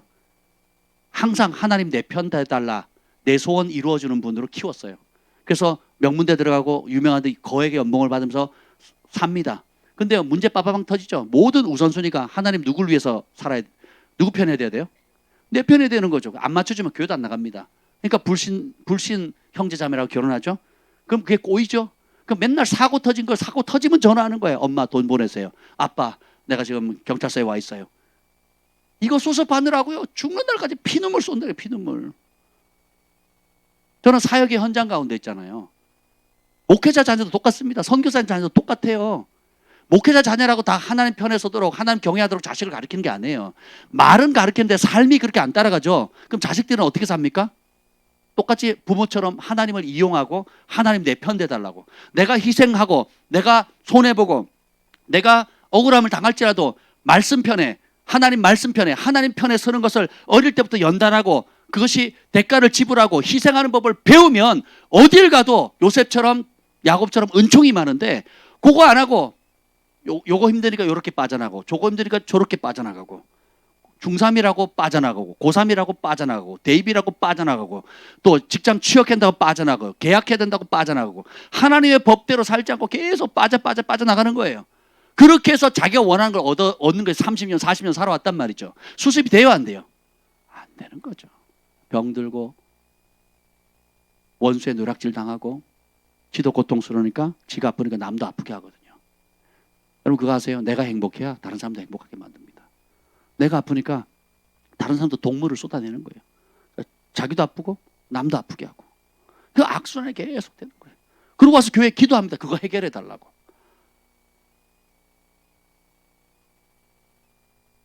칡 있죠. 칡덩굴. 시골에 하면 칡덩굴이 있습니다. 밖에 나온 그 덩굴이 엄청 자라가거든요. 몇백 메터까지 자랍니다. 몇백 메터까지. 쫙 자라갑니다. 바깥에 아무리 쳐보세요. 일주일도 못 가서 또 막 쫙 납니다. 왜요? 뭘 뽑아야 되는데?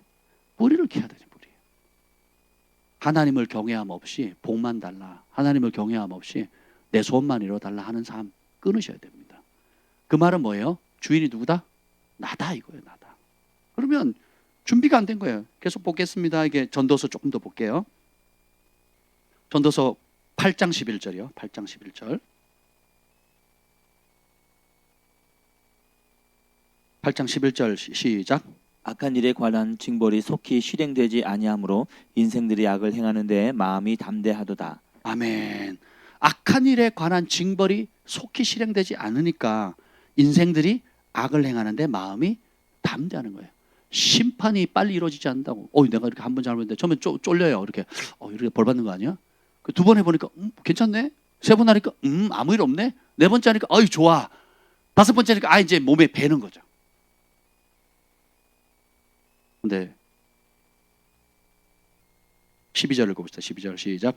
죄인은 100번이나 악을 행하고도 장수하거니와. 아멘. 100번이나 악을 했는데 장수한대요. 여러분 영원에 있어서 우리가 이 땅에서 장수해봤자 몇 년 삽니까? 장수해봤자 몇 년 삽니까? 근데 영원한 형벌과 영원한 상급은 영생의 영원한 나라는 기간이 어떻게 될까요? 장수해봤자 하나님 보시기에는 왜 장수시킬까요? 회개할 기회를 주는 거예요. 회개할 기회를.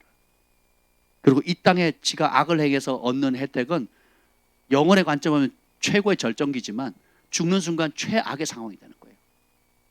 다 믿음입니다. 다 믿음. 진짜 영원한 나라를 믿으십니까? 천국을 믿으세요? 지옥을 믿으십니까? 살아계신 하나님을 믿으세요? 생각 바꾸셔야 됩니다. 12절 후반절 또한 시작. 또한 내가 아노니 하나님을 경외하여 그를 경외하는 자들은 잘 될 것이요. 13절 악인은 잘 되지 못하며 장수하지 못하고 그날이 그림자 같으니 이는 하나님을 경외하지 아니함이라. 위에는 장수한다고 그러고 밑에는 장수 못한대요. 신경 끄세요. 하나님 결정하시는 겁니다. 조금이라도 장수하는 건 뭐예요? 회개할 기회를 주는 거고, 장수하지 못하는 것은 뭐예요? 악인. 지나쳤거든요. 지나쳤어. 선이 있는 거예요. 그것도. 그래서 열왕기 상하의 왕들을 보면요, 1년짜리 왕이 있습니다. 1년짜리.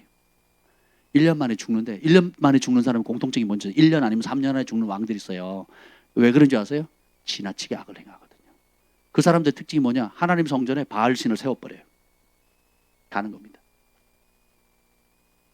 그리고 제사장들 쫓아내고 바알과 아세라 산들, 그래서 백성들로 하여금 음행하게 만들고 다른 신 섬기게 만드는 거죠. 그러니까 뭐 1년도 안 돼가지고 가버리는 거죠. 죄가 다 죽을 죄지만 당장 죽지 않은 죄도 있고 당장 죽어야만 되는 죄도 있어요. 그래서 여러분들 주님 은혜 주실 때 함부로 사는 게 아닙니다. 9장 3절 읽어보겠습니다. 전도서 9장 3절이요. 시작. 모든 사람의 결국은 일반이라 이것은 해 아래에서 행해지는 모든 일 중에 악한 것이니 곧 인생의 마음에는 악이 가득하여 그들의 평생에 미친 마음을 품고 있다가 후에는 죽은 자들에게로 돌아가는 것이라. 모든 사람의 결국 인생 끝은 똑같다. 해 아래에서 행하지는 모든 일 중에 악한 것이니 곧 인생의 마음에 악이 가득하여 그 마음에 평생 미친 마음 품고 있다가 후에는 죽은 자들에게 돌아가는 거. 이것처럼 악한 것이 없다는 거죠. 하나님께서 정직하게 만드셨지만 사람이 많은 꾀를 냈잖아요. 그 꾀가 점점점 쌓여요. 악으로 쌓이다 보니까 마음에 악이 가득해가지고 평생에 미친 마음 품고 있다가 죽음으로 가는 거. 불행하다는 겁니다. 저 봅시다. 12절 9장 12절이죠. 시작. 분명히 사람은 자기의 시기도 알지 못하나니 물고기들이 재난의 그물에 걸리고 새들이 올매에 걸림같이 인생들도 재앙의 날이 그들에게 호련히 임하면 거기에 걸리느니라. 지금 솔로몬 왕이 지금 이걸 기록하는 겁니다. 인생을 다 살아보고 왕이 지금 얘기를 하는 거예요. 뭐예요? 분명히 사람은 자기 시기 안다 모른다? 모른다는 거예요. 모릅니다. 여러분 언제 죽을지 언제까지 살지 몰라요. 그래서 하나님 의지하라는 거예요. 하나님 경외하라는 겁니다. 똑똑한 사람 자기가 계산하는 대로 다 될 것 같으면 뭐 그렇게 사시면 되죠. 뭐 그렇잖아요. 권력자가 여러분 보세요. 역대 대통령들 보세요. 다 어디가 있습니까? 참 부럽죠. 부럽지 않습니까? 근데 그 길을 막 치고받고 싸워서 거기 올라가려고 그래. 거기 올라가려고. 지금 정권이 어떻게 심판받을지 진짜 무섭습니다. 여러분 자살하지 않도록 기도하셔야 돼요. 자살하면 회개할 기회도 없잖아요. 지금 현 정권의 실세들이 자살하지 않도록 여러분 기도하셔야 돼요. 이거는 뭐 기본도 안 됐어요. 기본도. 죄를 적당히 지어야죠. 이건 기준도 없어요. 기준도. 모든 법을 다 뒤틀어 버립니다. 지 마음대로 합니다. 마치 군생활 2년 2개월 하는데 군대 병장이 영원한 병장일 것처럼 저희 고참 중에 그런 사이코가 있었거든요. 영원히 군생활 할 것처럼 또 자기 후배들이 영원히 후배일 것처럼 착각합니다. 대통령이 아무리 권력을 가지고도 누가 세우신 거예요? 하나님. 그래 끝났다 그러면 느부갓네살 왕일지라도 벨사살 왕일지라도 끝났다 그러면 끝이에요. 이 4년 뭐라고? 그죠? 5년이 4년이. 5년이 뭐라고 5년이. 그죠? 거기에 목숨을 걸지 않습니까? 이게 뭐예요? 사람이 하나님 말씀이 없고 거듭나지 않으면 짐승처럼 사는 겁니다. 짐승처럼. 착각하면서 사는 거죠. 자기 시기 모른다. 재난의 그물. 물고기가 그물에 걸리죠. 제가 투망 좋아합니다. 쫙 떠요. 낚시는 이렇게 한 마리씩 잡히잖아요. 잘해야 2마리. 투망을 한번 쫙 떠지면 몇십 마리 있어 막 어마어마하게 잡히거든요. 걸릴 줄 알았나? 지나가던 고기가 우리 그 수련회 간 장소 있잖아요. 그 해수욕장. 거기 어디죠? 하여튼 동해. 그 제가 투망을 가져갔잖아요. 가지고 새우 밑밥을 뿌렸어요. 새우 그걸 뿌렸습니다. 뿌리면 고기들이 지나가다가 거기에 쫙 모이잖아요. 그때 쫙 그러면 막 20마리, 30마리 와라락 잡힙니다. 다행히 같이 간 사람이 아무도 없어가지고 다 풀어졌어요. 그냥 옆에 지나가는 애기 꼬마애들 갖다 주고 뭐 지나가는 사람들 다 나눠주고 뭐 어떻게 처리가 안 되잖아요. 수습이 안 되고 그 혼자 먹으면 맛없잖아요. 그래가지고 그러고 말아. 지금 투망 집에 2개 있습니다. 작은 사이즈, 큰 사이즈. 준비되신 분은 저한테 연락을 주세요. 우리 인생도 어느새 이런 원수마귀 덫에 걸릴지 몰라요. 죽음의 덫에 걸릴지 모릅니다. 그리고 새가 올무에 걸린 것 같이 인생들도 재앙의 날이 호련히 갑자기 임하면 거기에 걸리느니라. 갑자기 임하면 걸리는 거예요. 몰라요.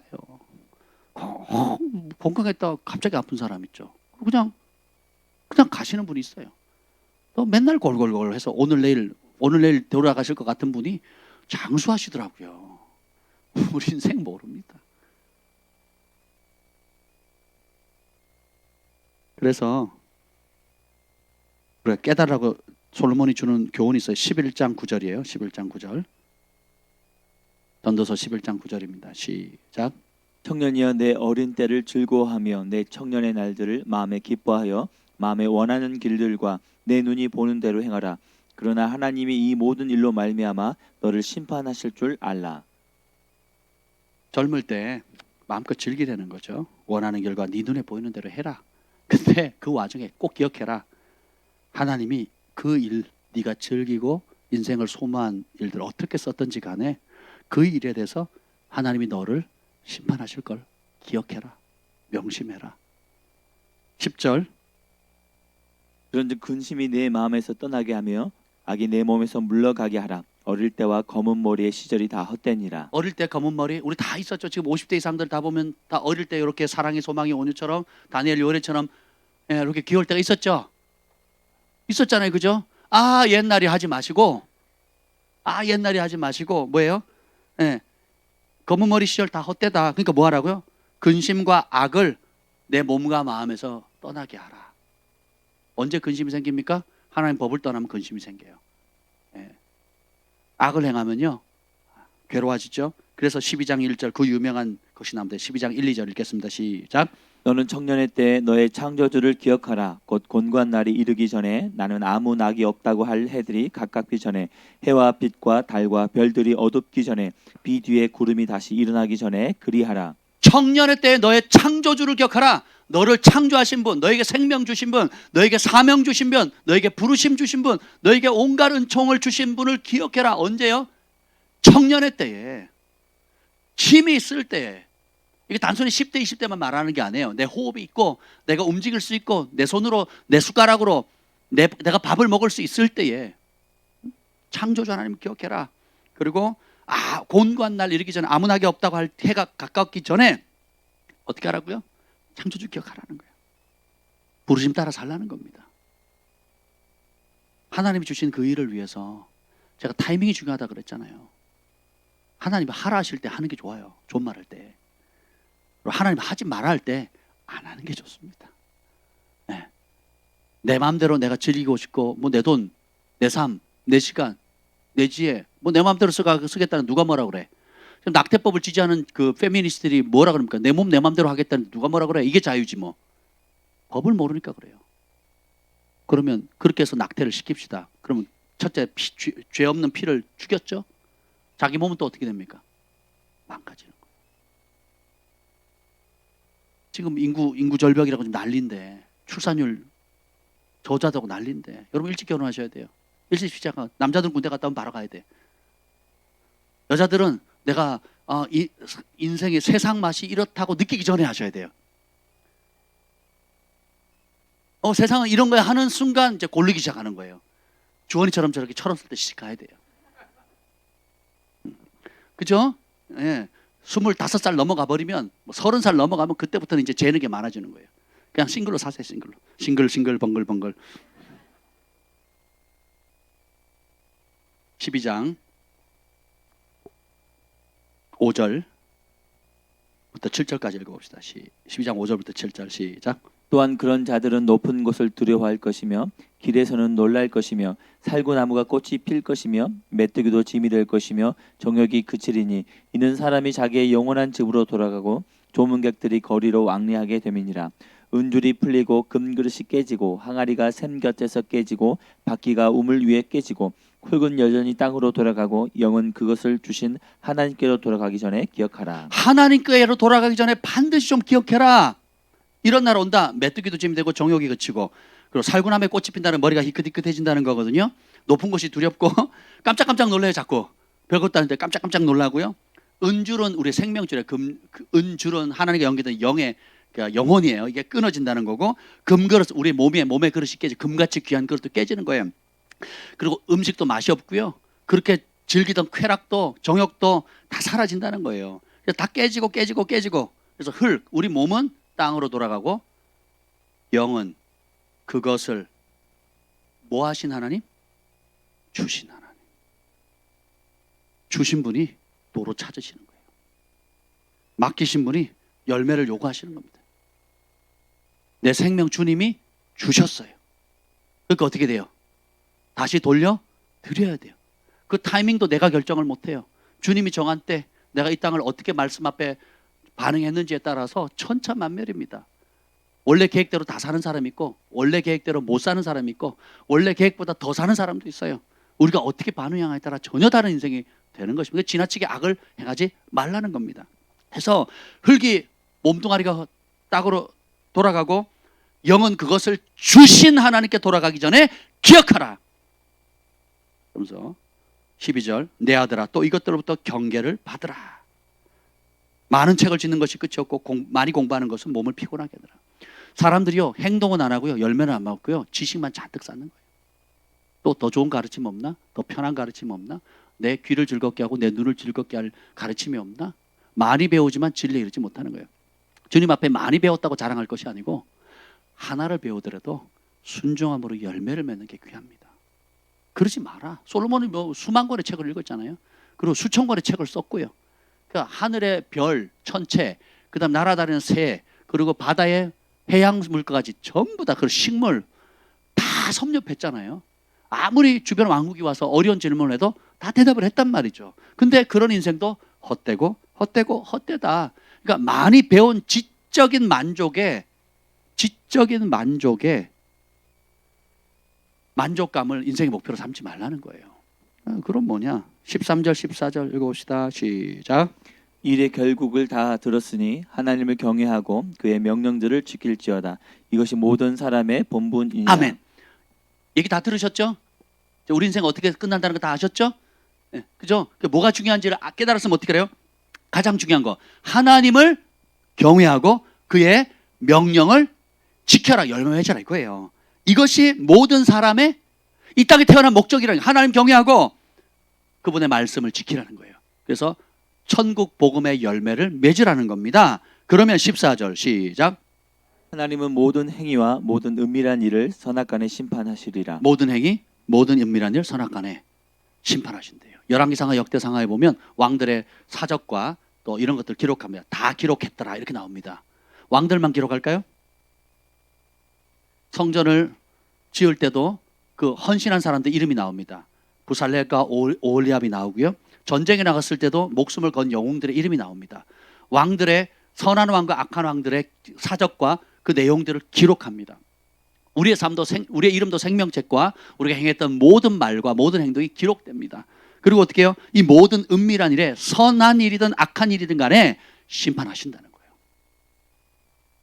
시편 1편에 보면 악인은 의인의 회중에 결코 들어올 수 없다 그랬죠.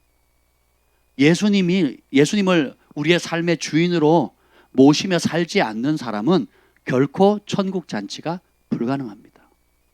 여러분이 교회 다니는 거 안전하다고 생각하시면 안 돼요. 내가 성경책을 가지고 있는 거 성경을 몇십 독 했다는 걸 안전하게 생각하시면 안 돼요. 성경을 읽는 것도 좋고 교회를 다니는 것도 귀하고 반드시 해야 될 것이지만 왜 합니까? 왜 읽습니까? 왜 교회합니까? 왜 기도합니까? 성령의 인도하심을 따라 왕의 명령에 순종함으로 열매 맺기 위해서 하는 거 아니겠어요? 아멘. 그 열매의 정점이 뭡니까?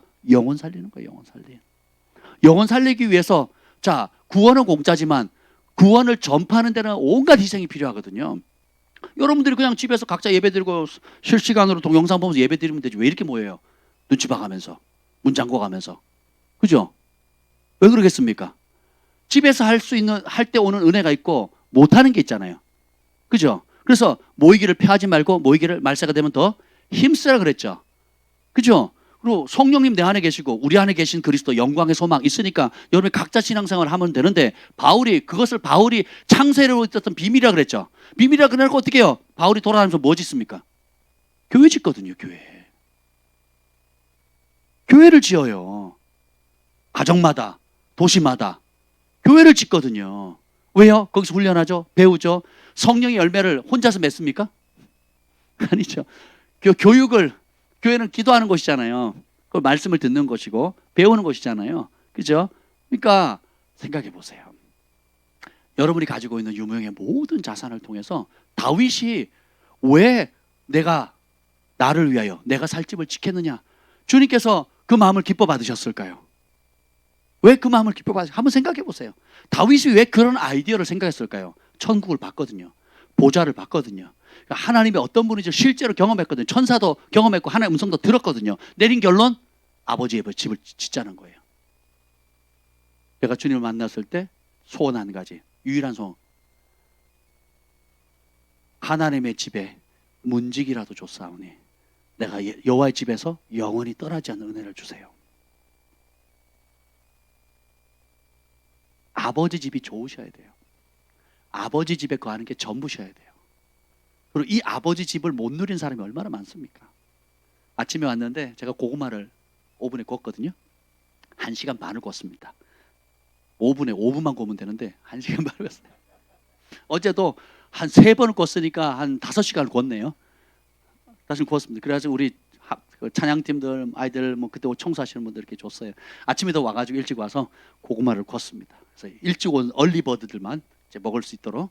그래서 구웠는데 어떤 분이 그러시더라고요. 아유, 우리 아버지 집에 오니까 늘 먹을 게 있어서 좋아요. 그러더라고요. 하나님의 집은, 그리고 주님의 몸된 교회는 우리가 생각하는 단순한 건물 이상의 굉장히 많은 행복과 깊은 비밀들이 숨겨져 있습니다. 그러니까 다윗이 평생 시키지도 않은 소원을 갖잖아요. 하나님도 그걸 얼마나 기뻐하십니까? 여러분 주님을 실제로 경험했을 때 아버지 집에 영원히 살고 싶어요? 아니면 필요할 때만 와서 국물만 빼먹고 사라지고 싶으세요? 영원히 살고 싶죠? 아멘. 그래서 하나님을 사랑하는 사람은 하나님의 몸된 교회를 사랑할 수밖에 없는 거예요. 하나님 아버지를 경외하는 사람은 육신의 부모를 공경할 수밖에 없는 것처럼 주님을 사랑하고 교회를 사랑하는 것이 자연스럽죠. 그렇지 않습니까? 그래서 제가 예전에 받았던 그 예언의 말씀들이 막 새록새록 떠오릅니다. 또 몇 가지 말씀들이 있었거든요. 여러분한테 나눈 것도 있고 나누지 않은 것도 있어요. 근데 그것이 이제 막 떠오르기 시작합니다. 그러면서 어느 목사님이 그러셨어요. 세계에 많은 교회들을 짓게 될 거라고.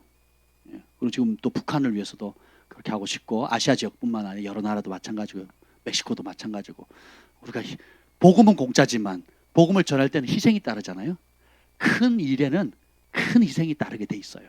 근데 우리의 삶의 의미를 이것이 제일 귀중한 가치다 생각하면 돈 쓰는 게 아까워요, 안 아까워요? 안 아까워요.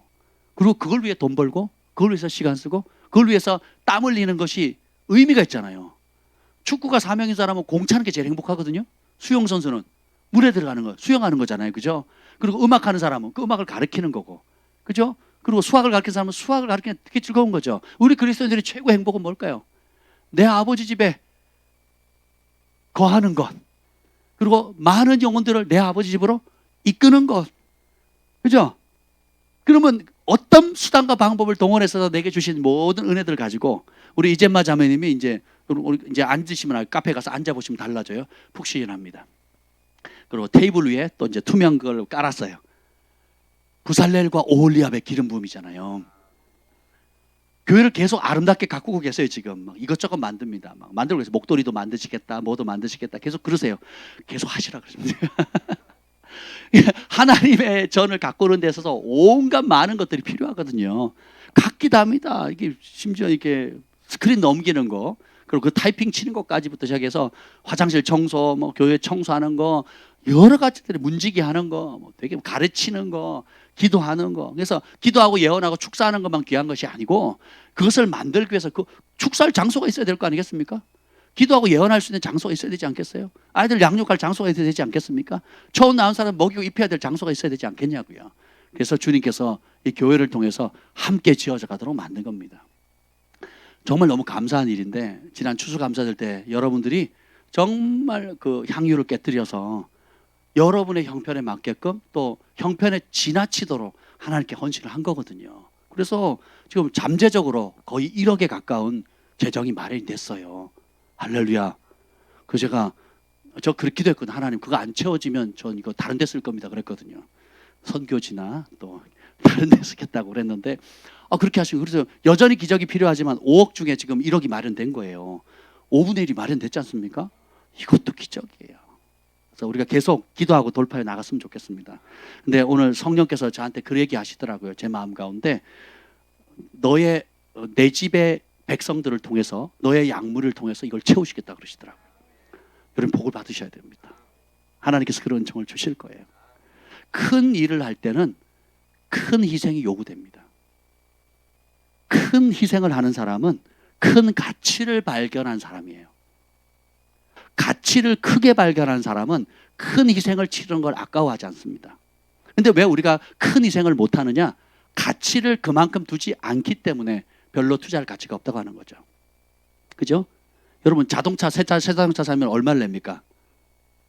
중형급을 한다면 뭐 2천만 원, 3천만 원, 5천만 원 뭐 이렇게 하겠죠. 근데 돈이 있으면 그 자동차를 2천만 원, 5천만 원 내는 걸 아까워해야 하나요? 안 하죠. 그만큼 유익이 되니까. 집을 살려면 더 큰 돈이 필요하겠죠. 뭐 서울 뭐 살려면 굉장히 큰 돈이 들잖아요. 가치가 있으니까 모아서 또 혹은 뭐 여러 가지 힘을 써서 하잖아요. 왜? 가치가 있으니까. 그러면 하나님의 집, 하나님의 나라를 위한 가치는 얼마나 클까요? 이것이 주님 앞에 섰을 때 어떤 가치를 갖게 될까요? 한번 생각해 보세요. 그래서 저도 하나님 앞에 제가 가지고 있는 소중한 것을 깨뜨린 겁니다. 지금까지 깨뜨려 왔고 또 지금도 깨뜨리고 있고 앞으로도 깨뜨릴 거예요. 복을 주시는 대로, 은혜 주시는 대로. 그래서 이후에 주님 앞에 본격적인 상을 받을 겁니다. 그러면 영원한 일에 투자하는 사람은 반드시 이 땅을 살아가는 동안에도 100배의 축복을 받고 핍박을 겸하여 받는다 그랬죠. 나와 복음을 위해서 집이나 전토나 이렇게 나오거든요. 사람들이 예나 지금이나 제일 아끼는 게 뭐예요? 집과 땅이거든요. 그것만큼 큰 게 어디 있습니까? 근데 나와 복음을 위해서 집이나 전토나 내어두는 사람은 100배의 복을 받고 내세의 영생을 얻지 못할 자가 없다 그랬거든요. 저는 그런 가치를 지난번에 제가 하나님의 전을 짓는 일에 대해서 헌신하고 싶은 분들을 콜링했을 때 여러분 대부분 나오시더라고요. 너무너무 기뻤습니다. 예. 자, 그렇다면 우리가 이 일을 위해서 하나님의 은총이 임하도록 우리가 기도했으면 좋겠고요.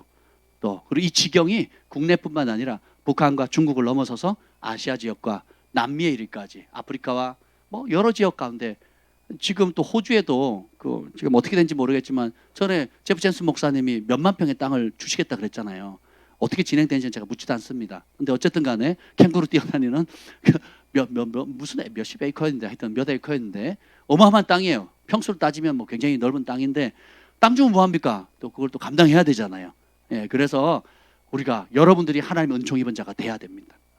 그러면 언제? 지금 여러분 하나님 나라를 위해서 성령의 인도함과 순종함으로 인해서 저도 그 일을 하잖아요. 순종하면 더 큰 것을 주시니까 그렇게 나가실 축복합니다. 그래서 여기 보면 다시 본문으로 돌아올게요. 하나님의 천국 잔치에서 결국은 못 들어가는 자는 못 돼요. 자기 것, 자기 밭, 자기 소유라고 생각하니까 못 들어가는 거죠. 근데 반면에 우리가 그것을 들어가려면 어떻게 해야 되겠어요? 내 것이 아니고 주님의 것이다. 주님의 밭이다. 주님의 사업이다. 그러니까 여러분의 자녀도 주님의 것. 내가 가지고 모든 유무형의 자산들은 다 누구 거? 그러면 주가 쓰시겠다 할 때 어떻게 되겠어요? 주께 내어드리고. 다윗은 어떻게 합니까? 주가 쓰시겠다 하지 않았는데도 주님의 나라를 위해서 써주세요 하고 저축하거든요. 주님의 나라를 위해서 드립니다 하고 준비를 하거든요. 시키는 것만 하는 사람, 시키는 것도 안 하는 사람, 시키지 않아도 자원해서 살아감으로 하는 사람이 있어요. 누가 은총을 많이 받겠습니까? 다윗이 그랬습니다. 여기는 뭐예요? 시키는 것도 안 하고 남의 걸, 주인 거를 지 걸로 생각하고 망하는 거 아니겠습니까? 21장 43절이요. 21장 43절 시작. 그러므로 내가 너에게 이르노니 하나님의 나라를 너희는 빼앗기고 그 나라의 열매 맺는 백성이 받으리라. 우리가 이 땅에 주신 모든 유무형의 자산을 통해서 하나님 나라를 사는 거예요. 천국은 침노를 당했다. 공격적으로 취하는 거예요. 가치를 발견했으면 공격적으로 가서 취하는 겁니다. 청약통장 당첨만 되면 몇 억 로또다 맞는 걸 하니까 사람들이 몇 킬로 줄을 쓰잖아요. 그 몇 억 벌려고, 그죠? 줄 쓰죠. 천국의 가치는 비교도 안 돼. 청약통장하고 비교도 안 되죠. 그럼 그 가치를 발견하면 어떻게 되겠어요? 천국으로 침노를 당했나니 침노하는 자의 것이라 그랬거든요. 그럼 우리가 어떻게 해야 되겠어요? 공격적으로 그 가치를 사셔야 되는 거예요. 아멘. 그래서 그 나라의 열매면 주인이 말씀하시면 주가 쓰시겠다 할 때 언제나 내어드릴 준비를 하고 그것을 인생의 목적으로 삼으셔야 돼요. 하나님 모든 은총과 부와 명예와 지식과 은사와 영향력을 주셨다면 이거 다 왜 주셨다고요?